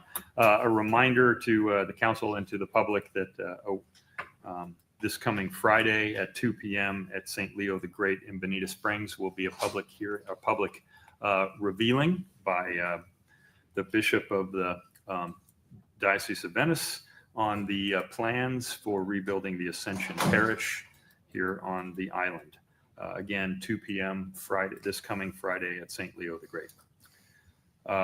Thanks to our HR staff, we had a mammogram bus here last week. Really a great participation, and we really appreciate HR setting that up for our staff, especially since this month is Breast Cancer Awareness Month. So thank you, and would like to acknowledge them for that. I had a great opportunity, and I'd like to thank the Women's Club for scheduling their meeting in our new town hall here last week and inviting me to speak. It was a great opportunity for me to meet the board members and the rest of the Women's Club members, and really appreciate that engagement. An update on emergency temporary placement permits. So far, we've received approximately 50 applications. We're working our way through those. The staff is being very diligent, working through those and communicating with the applicants, making sure that they have everything necessary for consideration. So far, I've approved 8. They're a mix of commercial and residential. And so far, 12 have been denied and either denied completely or sent back with further questions to the applicants. Really, most of the reasons for this would be they have no redevelopment plans that they've shown or demonstrated to us. It is not their primary residence. The temporary structure is not registered, or it doesn't meet the zoning requirements for the property that it's on. And those are pretty much wanted to update you all on those, and also for the public to know that those are just some of the things as outlined in the ETPP application itself that are required for consideration for approval. That's all I have in town manager items. All right. Anybody have any? Yes, Vice Mayor? Mr. Mayor. Yeah. We have one more thing to add to the town manager's items. That is correct. Yeah. I stand corrected. We had a slight mix-up in one of the applicants for one of our committees, CellCab specifically. So we need to ask the council to reconsider those appointments and bring back, since there was one that didn't make the list today that should have been on the list today. Amy and Nancy can further discuss. Yes, one of them got inadvertently left off, so we'd like you to reconsider it at your the next earlier meeting. vote and schedule a revote basically at your next meeting so that that individual would also have an opportunity for your consideration for participation. And that individual did meet the timeline for application. They did meet So the it's not- timeline, It's not, and not through next- fault of the individual. Correct. The next meeting, your next meeting will be on the 20th, and CellCap does not meet again until the 23rd. And the request for the reconsideration is taking place at the same meeting where you made your initial vote, unlike the last one we just had, which was a prior meeting. And then the name of the other applicant? Carolyn McCowan. Thank you. All right. Yes, sir.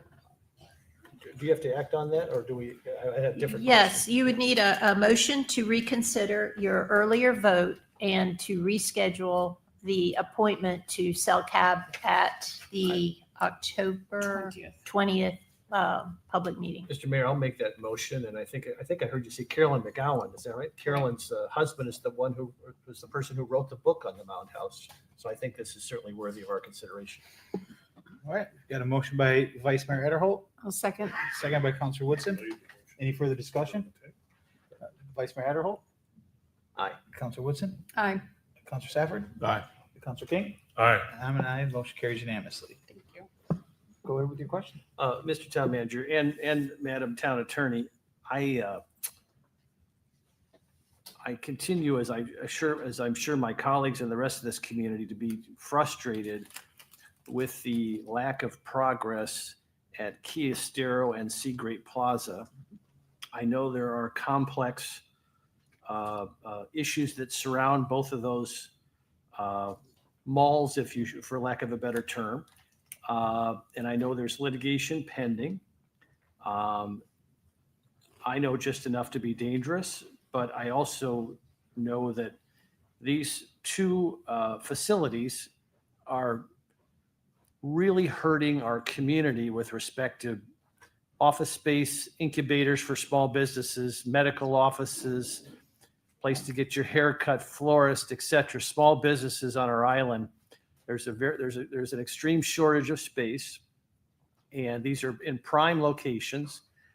And I know there's long-seated tensions between the ownership and the town, and I wondered if we could give our town manager, assuming that the town attorney is comfortable with this, because he is new, and there's advantages to being new, maybe a fresh conversation with the owner of these properties, and to see if we could reach some kind of a settlement agreement, not condoning any of the behavior of the past, but for the good of the order and for the benefit of getting these properties activated again. I wondered if everyone would be comfortable, including our town attorney, with making another run at just rebuilding that relationship and seeing if in some kind of a settlement could be arrived at that could foster both of those key properties on our island to once again be fertile with small businesses. So council, I have no objection to our town manager meeting with the property owner.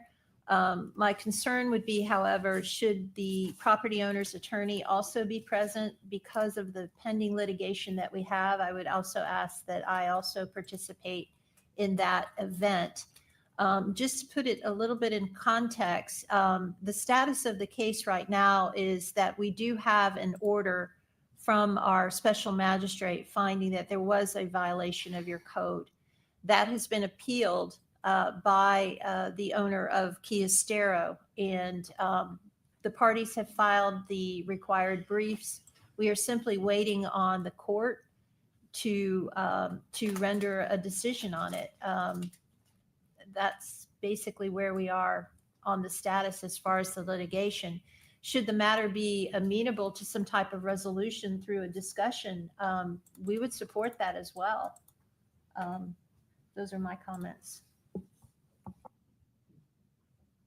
Can I also just ask, are you saying with this, Vice Mayor, are you just talking about the one owner that owns both of these, or what about the furniture store as well, which has basically stopped everything as far as building or doing? It's been sitting vacant and empty for months. Well, that's a fair question.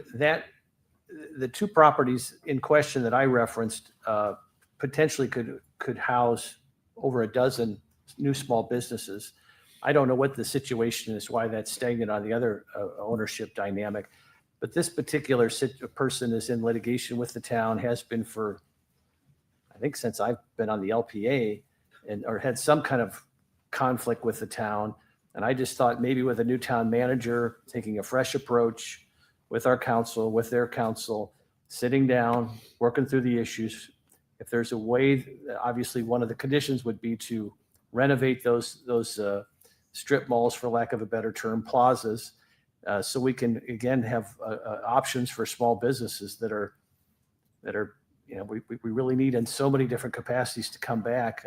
That's all I'm putting forward today, just to take a stab at it. It may not bear fruit, but again, one of the advantages of having somebody brand new without any biases or any history with the person that we've been in dispute with, maybe that along with their family, maybe they could, Will could work some miracles. I don't know. I just see those properties languishing there, and it's I think it's really hurting our island. Well, I'm certainly all for any kind of communication if it works. I mean, there's nothing holding him up from getting people in there now, but if a discussion never hurts. I'm more than willing to give it a shot. I just wanted to get consent on that. I agree. The other question I had is one that's been asked over the last few weeks on social media, and I just wanted to give Will and or Frankie or Jeff an opportunity to respond. And again, I'm not opining one way or the other, just more curious. The various dirt piles on the town hall property, what are they, and what's the timeline for them to go away? I'm sure there's a good reason for it, but I just from an informational standpoint, just a little detail might be helpful. Sure. Jeff Hauge, Community Services Director, Town of Fort Myers Beach. The piles you see are left over from when they started to redo Bay Oaks Park. So that was additional material that was crushed, or additional material that was down at Bay Oaks Park. So I've been in contact with the company that did that for us to see when we're going to remove them. Our goal is to have it removed as soon as we can now. I have had initial conversations, so it's just going to take a little time to get it removed. But I'd say it's well on its way, and I know that some of it has already been removed, but we'll be getting those out of there, I'd say, relatively soon. Thank you, Jeff. And Jeff, is this, forgive my ignorance, but is this something that we have to pay to remove, or in order to get the materials, they'll remove them for free, or how does it work? What's the business? It's their model? material, so they would remove it. Okay, so they're responsible for the materials as part of their contract. Yeah, because part of the contract was to remove any debris that was down in the Is there any value in any of those piles? Is there- Yeah, I mean, yeah, it's all stuff that someone could buy to either redo, some roadways. It's compacted concrete, some of it. So if you put it down, it'd be good for a parking lot or whatever it is. So Thank you. Mhm. Anything else? Anybody else have anything for the town manager? No? Town attorney items. So I have quite a number of items today. And I think Becky Vos is going to join us on Zoom to kind of help me out a little bit. But the first item on your agenda is a proposed settlement agreement. This is the approval of a settlement agreement in the case styled Paresh Kumar, Paresh Patel versus the town of Fort Myers Beach. This is case number 2-2:24-CV-00353-SPN filed in the U.S. District Court of Appeals. Oh, excuse me, the U.S. District Court, Middle District of Florida, the Fort Myers Division. And a copy of the proposed settlement agreement is included in your agenda materials. I don't know, is Becky on the line with us? No, she's not. Well, I can tell you that your settlement agreement is in the packet. And basically the allegations were that the town basically did not provide overtime benefits to him. And I think he had some other claims as well, and there was no basis to it. This had been lingering for a little bit, quite some time, and so the parties got together and decided that the best would be to go ahead and discuss the possibility of a settlement. There she is. Hi, Becky. And the amount for consideration is in paragraph 2. Yes, I am. Can you hear us? Little lag. I'm going to keep talking and she'll tell me to be quiet in a minute. Paragraph 2 has your, the amount of the settlement is the $50,000. And of that, there's the division of the payable amount. I do want to emphasize that in paragraph, we did get a release in paragraph 4, but in paragraph 5, it's important to note that the party, the defendant, is solely entering into the agreement to avoid the cost of continuing litigation, and that there's no admission of guilt or liability on the part of the town by entering into this settlement agreement. So are there questions? Becky assisted with the development of the settlement, so she's going to have more detailed information on it. Hi, Becky. Hello. Questions for Becky? Okay. I just, for Nancy or Becky, to just for those who might be watching and might think this is a little odd, do you want to just explain the concept of the litigation risk to the town? And that's why we're settling or avoiding litigation risk? Okay. This was a Fair Labor Standards Act case. And those, the city, even if there were a nominal win, they could win $1,000 essentially, and we would have to pay their attorney's fees. Their attorney's fees were being charged at, I believe it was $4.50 an hour, which I believe a federal judge all day long would approve. And it was a very, very complex case that was going to require a lot of depositions, a lot of particularly town employee time. Already, Amy can tell you, she did an unbelievable job compiling documents. And she could tell you better than I could. I looked at all of them, but there were literally thousands of documents. And when I saw the amount of documentation involved and realized that we were going to be responsible for paying the other side's attorney's fees, even if there were just a nominal win, And it is very difficult in these cases to get a complete win, because if you are, it's unusual to get a 0 verdict. Sometimes if you hit a total home run, you get maybe a $5,000 verdict, but unfortunately you are stuck paying the attorney's fees. So I talked with Will about settlement, and we went back and forth with the attorney on the other side. And I think that we were lucky that we were able to settle it early, because I don't think if we would have settled it later, that there would have been much chance to settle it for as little as we did. If I could, Yes, sir. I'm sorry, Jim. No, please.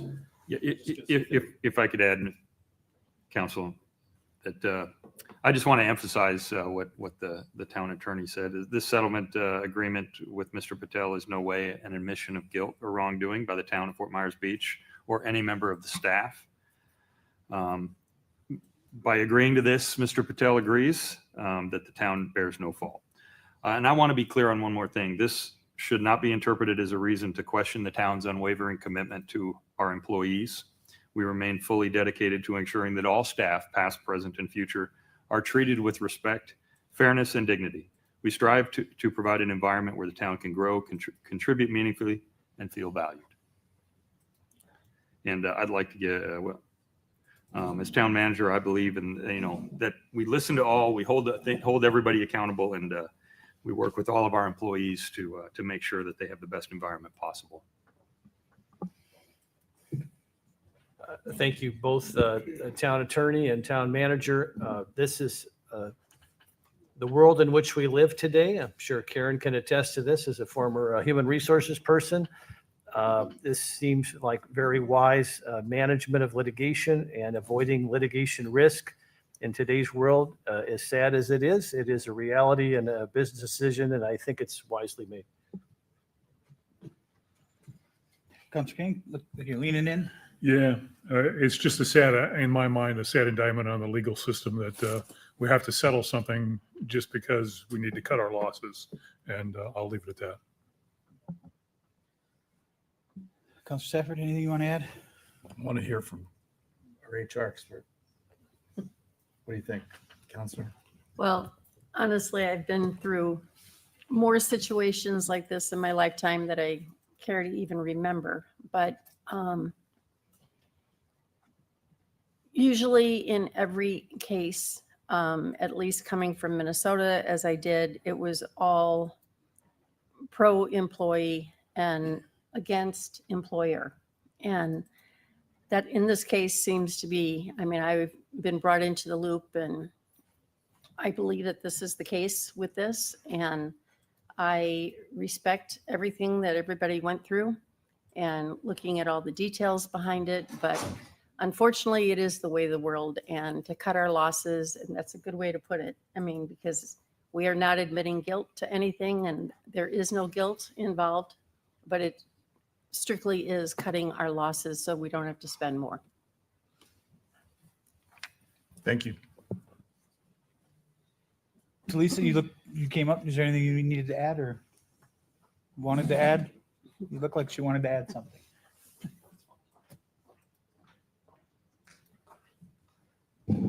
Hi, Talisa Oliveira, Human Resources Director. I just wanted to point out for the record that the agreement that was put in place for Paresh was in May of 2022, before myself or anyone in town leadership was here. And that agreement is what was in question. I don't think it was executed, based on HR standards, FLSA standards, and that was the challenge. So I just wanted to state that for the record. Thank you. Did you say May of 2022?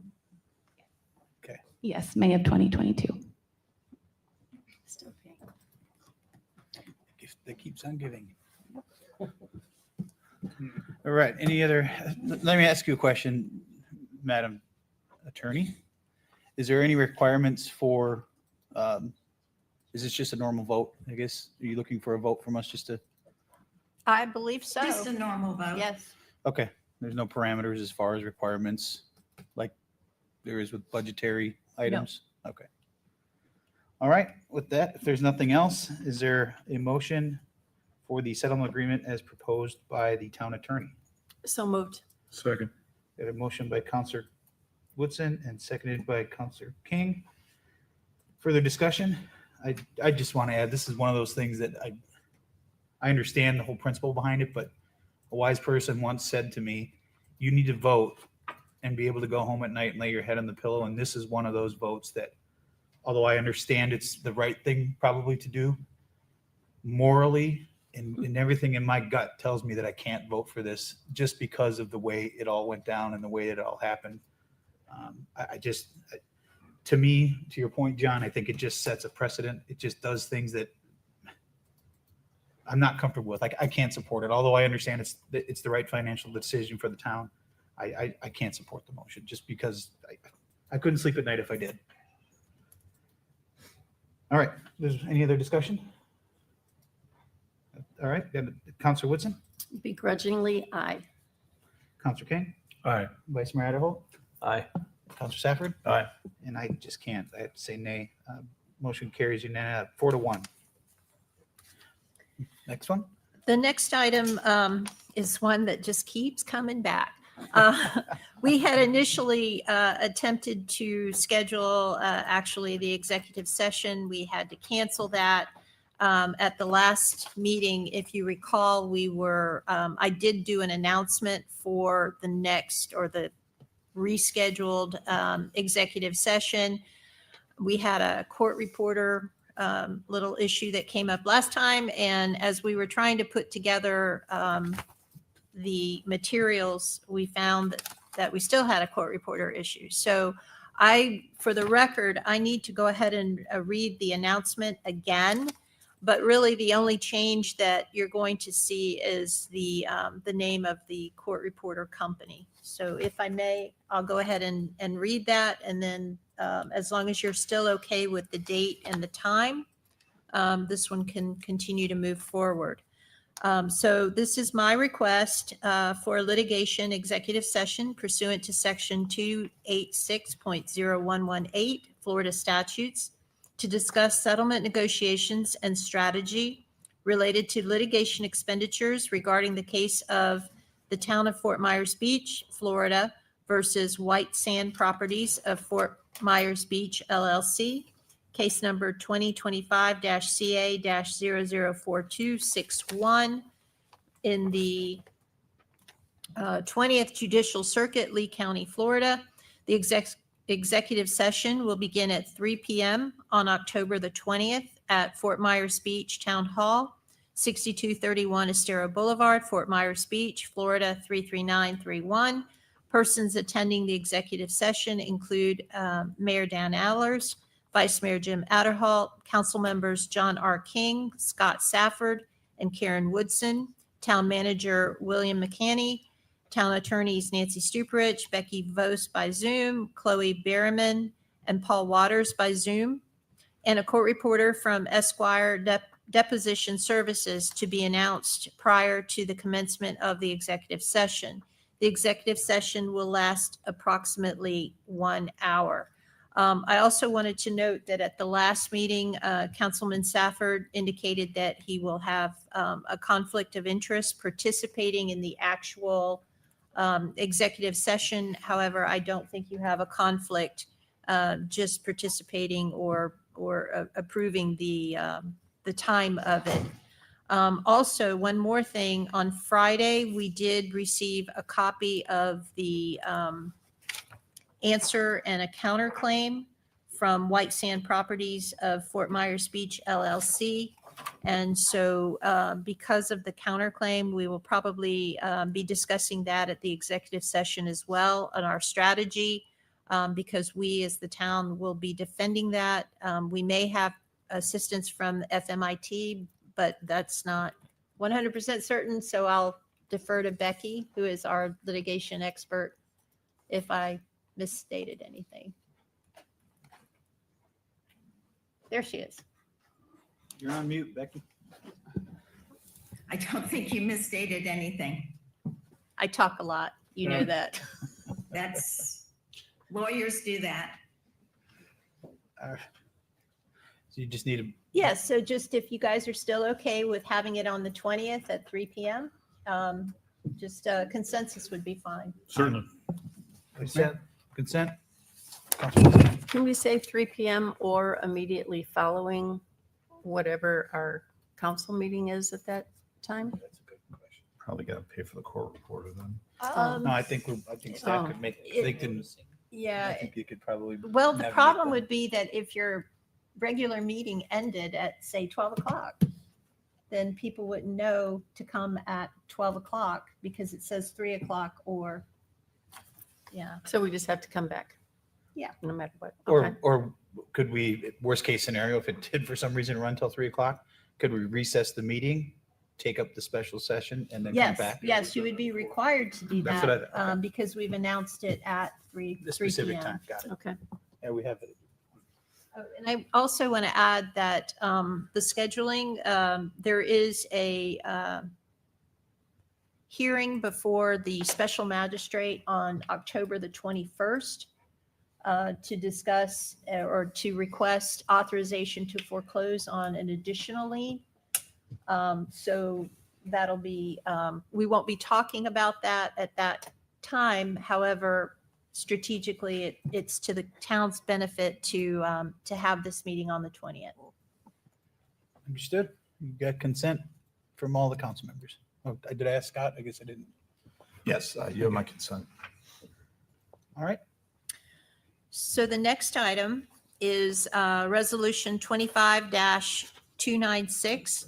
This is for your approval, a resolution of the Town Council of the Town of Fort Myers Beach, Florida, initiating the conflict resolution procedures provided in Chapter 164 Florida statutes with the School Board of Lee County regarding a material breach of that certain interlocal agreement dated May 15th, 2023, between the town and the School Board of Lee County as adopted by the town in Resolution 23-45, directing compliance with the Governmental Conflict Resolution Act in Chapter 164 Florida statutes, authorizing the town manager to provide notice to School Board of Lee County Superintendent Denise M. Carlin of the initiation of the conflict resolution process, including the date and location for the conflict resolution meeting, and providing an effective date. So this resolution is the one that was provided to you earlier this morning with strike and inserts regarding some requested changes by the citizens group or the parents, as Mr. Vaness mentioned earlier. The ad hoc committee. Yes, the ad hoc committee, correct. And I don't have any, I don't think Becky does either, any objections to any of their proposed changes. If you are in agreement, we would be asking for a date, time, and location, and who you would want to be present at that meeting. Okay. So you want to, first, do you have to take a vote on this resolution, Nancy or Becky? And We do then, need a vote on the resolution. do we need to set the details first as far as date and attendees versus? I think so. We do have some blanks in the resolution that we would want to fill in. Okay. That resolution would be provided to the school board, so they would know. If we can't figure out the dates and the times right now, we can go ahead and just pass it as is and direct the town manager to fill in those appropriate times once he has figured out what the appropriate times are. If I could start with the low-hanging fruit on the blanks. I feel very strongly that we have this meeting here at our brand-new town hall meeting. I know my colleagues and myself and many parents and concerned citizens have driven the hour and 15 minutes out to the Lee County School District for God only knows how many meetings that have most recently borne little fruit, that I think that to have them come here would be of great convenience most importantly to our parents and kids. And I would feel strongly that the meeting location be here in our beautiful new town hall chamber. I agree with that. I totally agree. And if we're talking about who should be there, I mean, Vice Mayor Adderholt has had the most consistent meeting information, I think, with anything. I'm not sure if we can have more than one. And I think if we have more than one, it should be Vice Mayor Adderholt and then Mayor Dan Allers, along with town attorney and anyone else who needs to be involved. But, and I would think that would also be the deputy town manager. So as far as multiple participation by council members, as long as we advertise it as a public meeting, it's not a problem.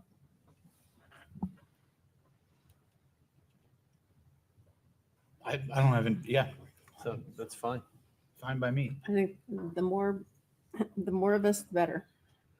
I think you're spot on with that. We both have had lengthy conversations with the school board superintendent and board members where I haven't been involved because he's been there or vice versa. As long as Becky and Nancy don't have an issue with us both being it there, I'd be happy to be there. Okay. And so a date and the time, I think, Becky, I heard you say we'll defer to Will. Before So- we do that, could we just get a sense, just from your legal parameters, do we have to give them X amount of time notice? In other words, does this need to be in October? Would it be in November? Can you at least give us the parameter of when, sort of procedurally, what would be the expectation of when that date might be?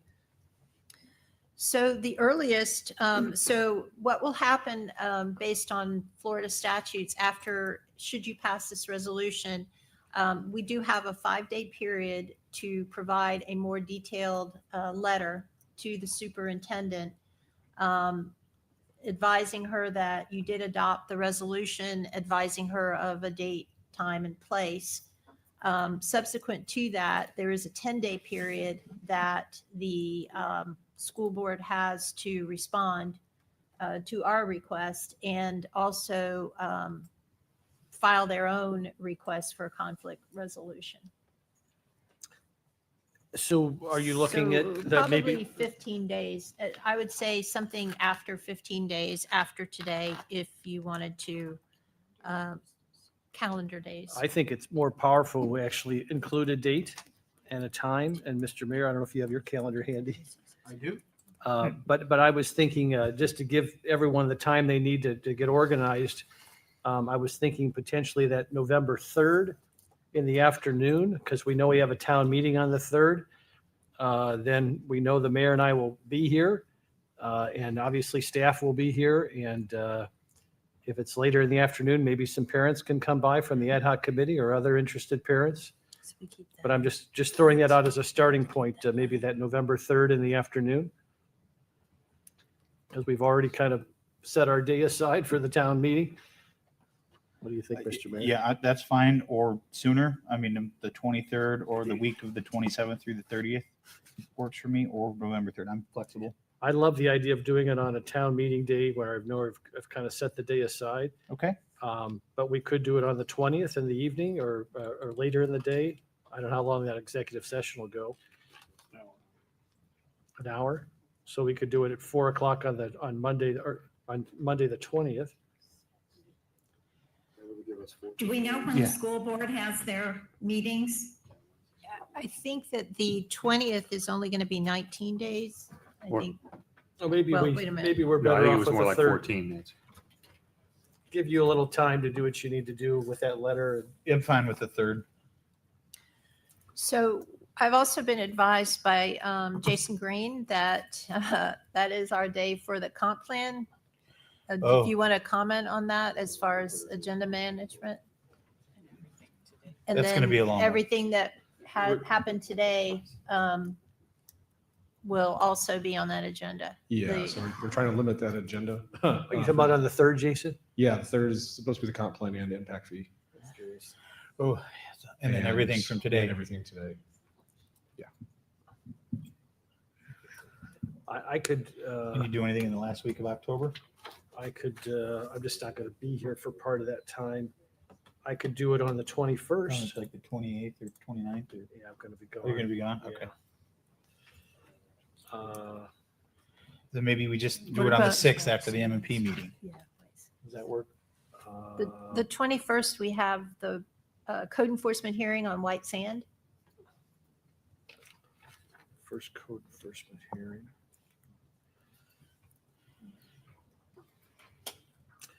Let's go, yeah, And what about November 6th?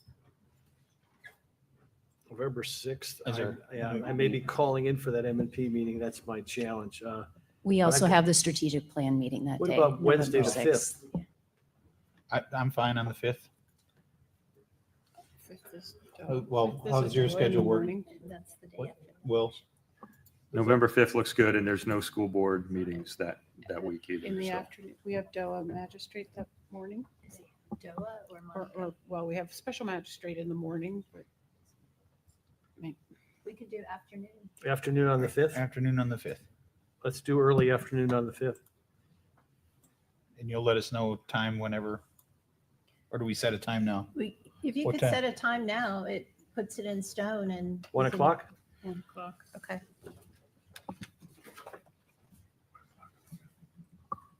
1 o'clock on the 5th. Can just procedurally, for those parents who might be watching, in a mediation structure such as this, would the parents or the interlocal committee parents be able to participate? How does it work procedurally?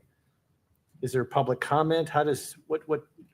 What happens procedurally in this mediation in terms of outside involvement? Is it public, first of all?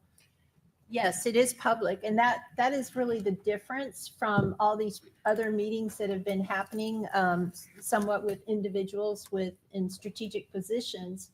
But this will bring that discussion into the public realm. As far as the limits of the public participation, I need to look into that. Because it's going to be public, can the school board essentially tell us that they don't want this meeting, or are they going to be required by state statute to have this meeting based on what we're potentially approving right now? They will have to participate, but the timing of it, they may say that they already had something scheduled for then, or they can't get their act together that quickly. So I think there's possibly going to be some flexibility. There needs to be some flexibility with the time, but they are under an obligation to, take this seriously and actually go through the process. I think if we leave some flexibility with the time, like Becky's suggesting on that day, there is one thing on the school board calendar, a special committee labor management meeting that Dr. Kohler says normally the superintendent does not participate in, but that's not up to us to decide. So that could be something where they would say we can't participate, and that's at 2 p.m. So that if we leave it open where the date and maybe a time that works for both of us could be worked out. Becky, has it been your experience in these types of situations when municipalities are in conflict, for lack of a more diplomatic term, who serves as the mediator? And is it binding arbitration, or how does it work No. procedurally? No, okay. This first meeting is essentially, we're there to negotiate. And after that, we can have a mediator, which there should be a mediator involved, unless it would be wonderful if everything could be resolved at the first meeting. But I will tell you, about 20 years ago, 25 years ago now, I was a certified circuit court mediator, and a lot of my mediations were mediating these types of disputes. And when you were asking how much participation can there be with regard to, at the first one and at the second one with the mediator of the public, it depends upon just how how it flows. And if the elected officials want to have participation from the public, they can't take it hostage, but usually that would be allowed. Very good. But I've done a bunch of them, and I can tell you that I don't know that I ever did two that looked just the same. You know, it just depends on the public bodies, you know, how the subject matter, you know, how it all shook out. So it'll be interesting how it will flow. I would be remiss if I didn't take a minute to say, particularly since item D is the Vose Law Amendment Resolution, renewing your contract. I can tell the public definitively that our town attorney, at least part of the wonderful pair of town attorneys and team that we have, spent her weekend talking to wonderful concerned parents who are on the ad hoc committee, seeking their input, putting their concerns and language into the resolution, talking to all the various parties involved from the school's perspective, and doing all of this over the weekend on Sunday and in preparation for our meeting today. So, and that is par for the course from the legal counsel that we have had since Hurricane Ian. All right. Do you need us to vote on this resolution then, Nancy, based on the times that we need to adjust the times or just keep it at that for now? I'm fine with keeping it for the November 6th at 1 o'clock. I think 5th. I'm sorry. November 5th at 1 o'clock, and then we can work it out after that. So November 5th at 1 o'clock, and participating would be the mayor and the vice mayor. And it's at Town Hall. Correct. Correct. Okay. So I would motion to approve the What- resolution with those items. And I'm sorry, just procedural question, Becky, would that be something that the town would broadcast? Yes, definitely. It could definitely be broadcast. Just for the public to have greater access? And I think that's a good idea, because the whole idea, when Nancy and I were talking about how this, you know, the idea of bringing this resolution to you, we need to get all this in front of the public. When Will I think he had just been there maybe a week when we had a meeting with the school board, and it was behind closed doors. I didn't believe it was satisfactory at all, and I don't believe he thought it was. You know, this needs to get out there, you know, in front of the parents, in front of the public, in front of the voters, frankly. Thank you. Well said. So I'd encourage it to be live streamed. Well said. I would just add for the record, Becky, thank you, but yeah, that was a meeting with the school superintendent, not with the board, but just that she's referring to. Just for the Yes, record, Becky. Definitely it was with the school superintendent. All right. Well, I will gladly make the motion to approve the resolution as amended with dates and times and attendees. Second. We got a motion by Mayor Aller, seconded by Vice Mayor Adderholt. Any further discussion? I'm an aye. Vice Mayor Adderholt? Aye. Counselor King? Aye. Counselor Woodson? Aye. And Counselor Safford? Aye. Motion carries unanimously. And then your final. So the next item is Resolution 25-295, the Vose Law Amendment.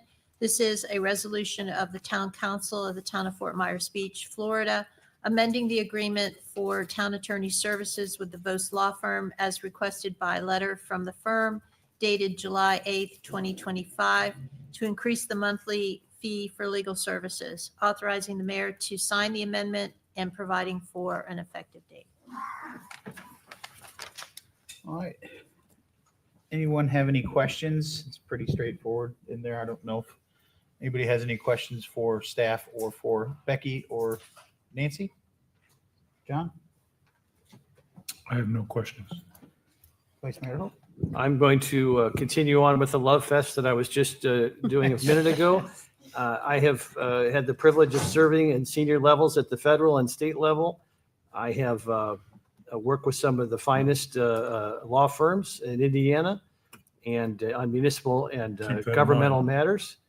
And I would just say that our town attorney I'll use the word team because it is a team of attorneys in this law firm. I would just say it's difficult for the public to see what we see behind the scenes.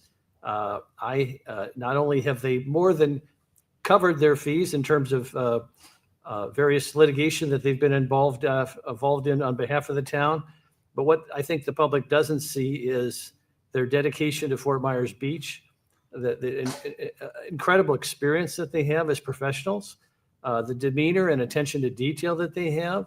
I'm amazed, and I think this will be a piece that'll be difficult to ever have the public explain how much this town, especially post-Ian, has saved as a result of their counsel. These would be litigation that was never filed because mistakes were caught, advice was given, advice was heeded by the town, de-escalation was utilized with potential litigants. Their strategy, their whole approach to service, to me, has been exemplary, and I'm thankful that we made the change after Hurricane Ian. I commend those that helped us to make that change, and I am so thankful that this is the firm that we ended up with because I think the town has been very well served.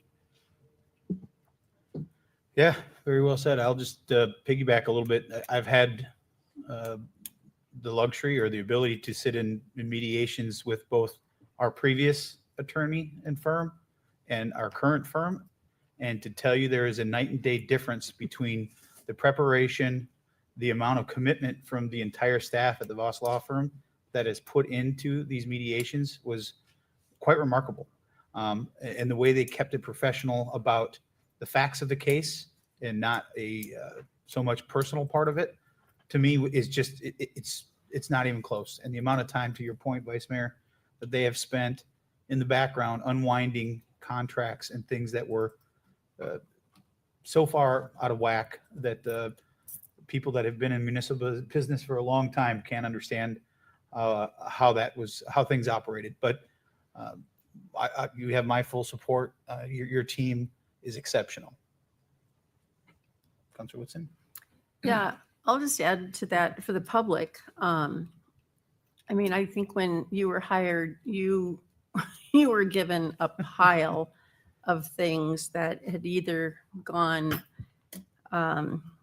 just set aside, not dealt with, unwarranted, whatever it may be. In the past, whenever we've had any kind of legal disputes, we paid an hourly rate in addition to that contract for our attorney, and even phone calls every time we talk to them, which with VOS is not the case. And so I would even probably go on a limb and say you lost money with us the first year, but I won't say that far, but Becky's agreeing with me.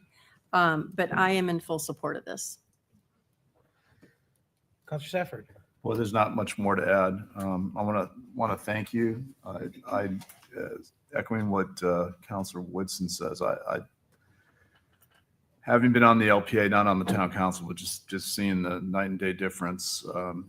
And you get what you pay for, and I think what we're getting is a Ferrari, not a Ford pickup.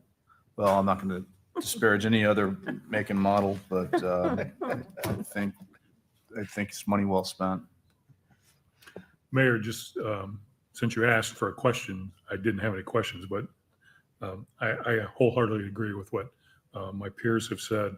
I can't thank you enough for all you've done for this town. It's very apparent how important this is to you, as much so, if not more so, than we sitting here ourselves. So thank you so very much, and I too will support this. All right. With that, is there a motion to approve Resolution 25-295, the Voss Law Firm amendment? So can we say Yes. something? If you want to. I'm going to start, Becky. We love being here, and we really hope that we can continue and have a long-term relationship with you. It's been really personally satisfying, enlightening to see the transformation of the town and also the resilience, not only with our elected officials, but also with the public. And it just gives us a lot of strength to move forward. So Becky, you want to add? Y'all are wonderful to work with as an elected body. I couldn't ask for a better town council to work with. Nancy and I talk about it often. We're extremely just have to pinch ourselves that we are the town attorney here. And in your staff now, I mean, hopefully there won't be the turnover that has been, but the people who are there now are wonderful. And we just thoroughly enjoy working with you. Thank you. Mr. Mayor? Yes, sir. I would normally make the motion, but I am in taking an unusual tack and encouraging John and Karen to make this motion since their addition to this body helped make the change in attorneys possible. Yeah, got us into some trouble too, but I'll move resolution 25-295. And I'll second. Got a motion by Counselor King, seconded by Counselor Woodson. Any further discussion? Counselor King? Aye. Counselor Woodson? Aye. Counselor Safford? Aye. Vice Mayor Adderholt? Aye. And I'm an aye as well. That motion carries unanimously. Anything else, Nancy or Becky? Thank you. No, I don't think so. So, council member. Yep. Okay, if you're done, then we'll go to council member items and reports. Counselor King? Yeah, I've got an award here that the Murph chair left. Marine and Environmental Resources Task Force Award is given out monthly, but there was actually never an award. It was just all verbal.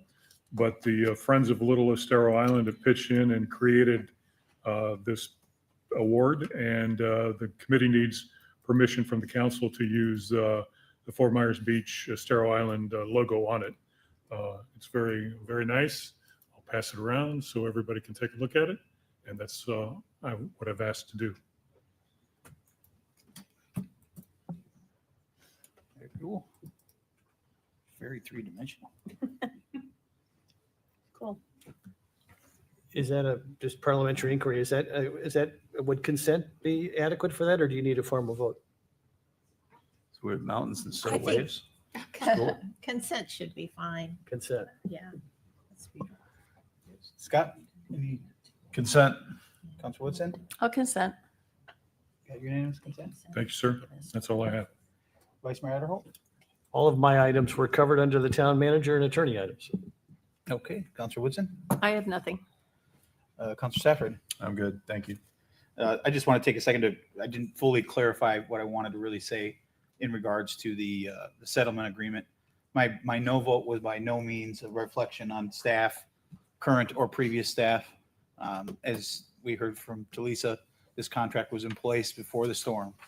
To me, it's just hopefully one of the final pieces of legislation we'll have to deal with from prior storm contractual issues. But I just wanted to make sure it was on the record that my no vote was not a reflection of staff or anything that the staff has done. It's just the principle of it I just couldn't support. So that's all I have under my items. Well, Mayor, I know that those viewing online will not find me remotely funny, but whether you're a fan of the Crystals or Sean Cassidy, let's do the Ron and move on to adjourn. Okay, motion by Counselor King. Is there any objection? We are adjourned at 1:06.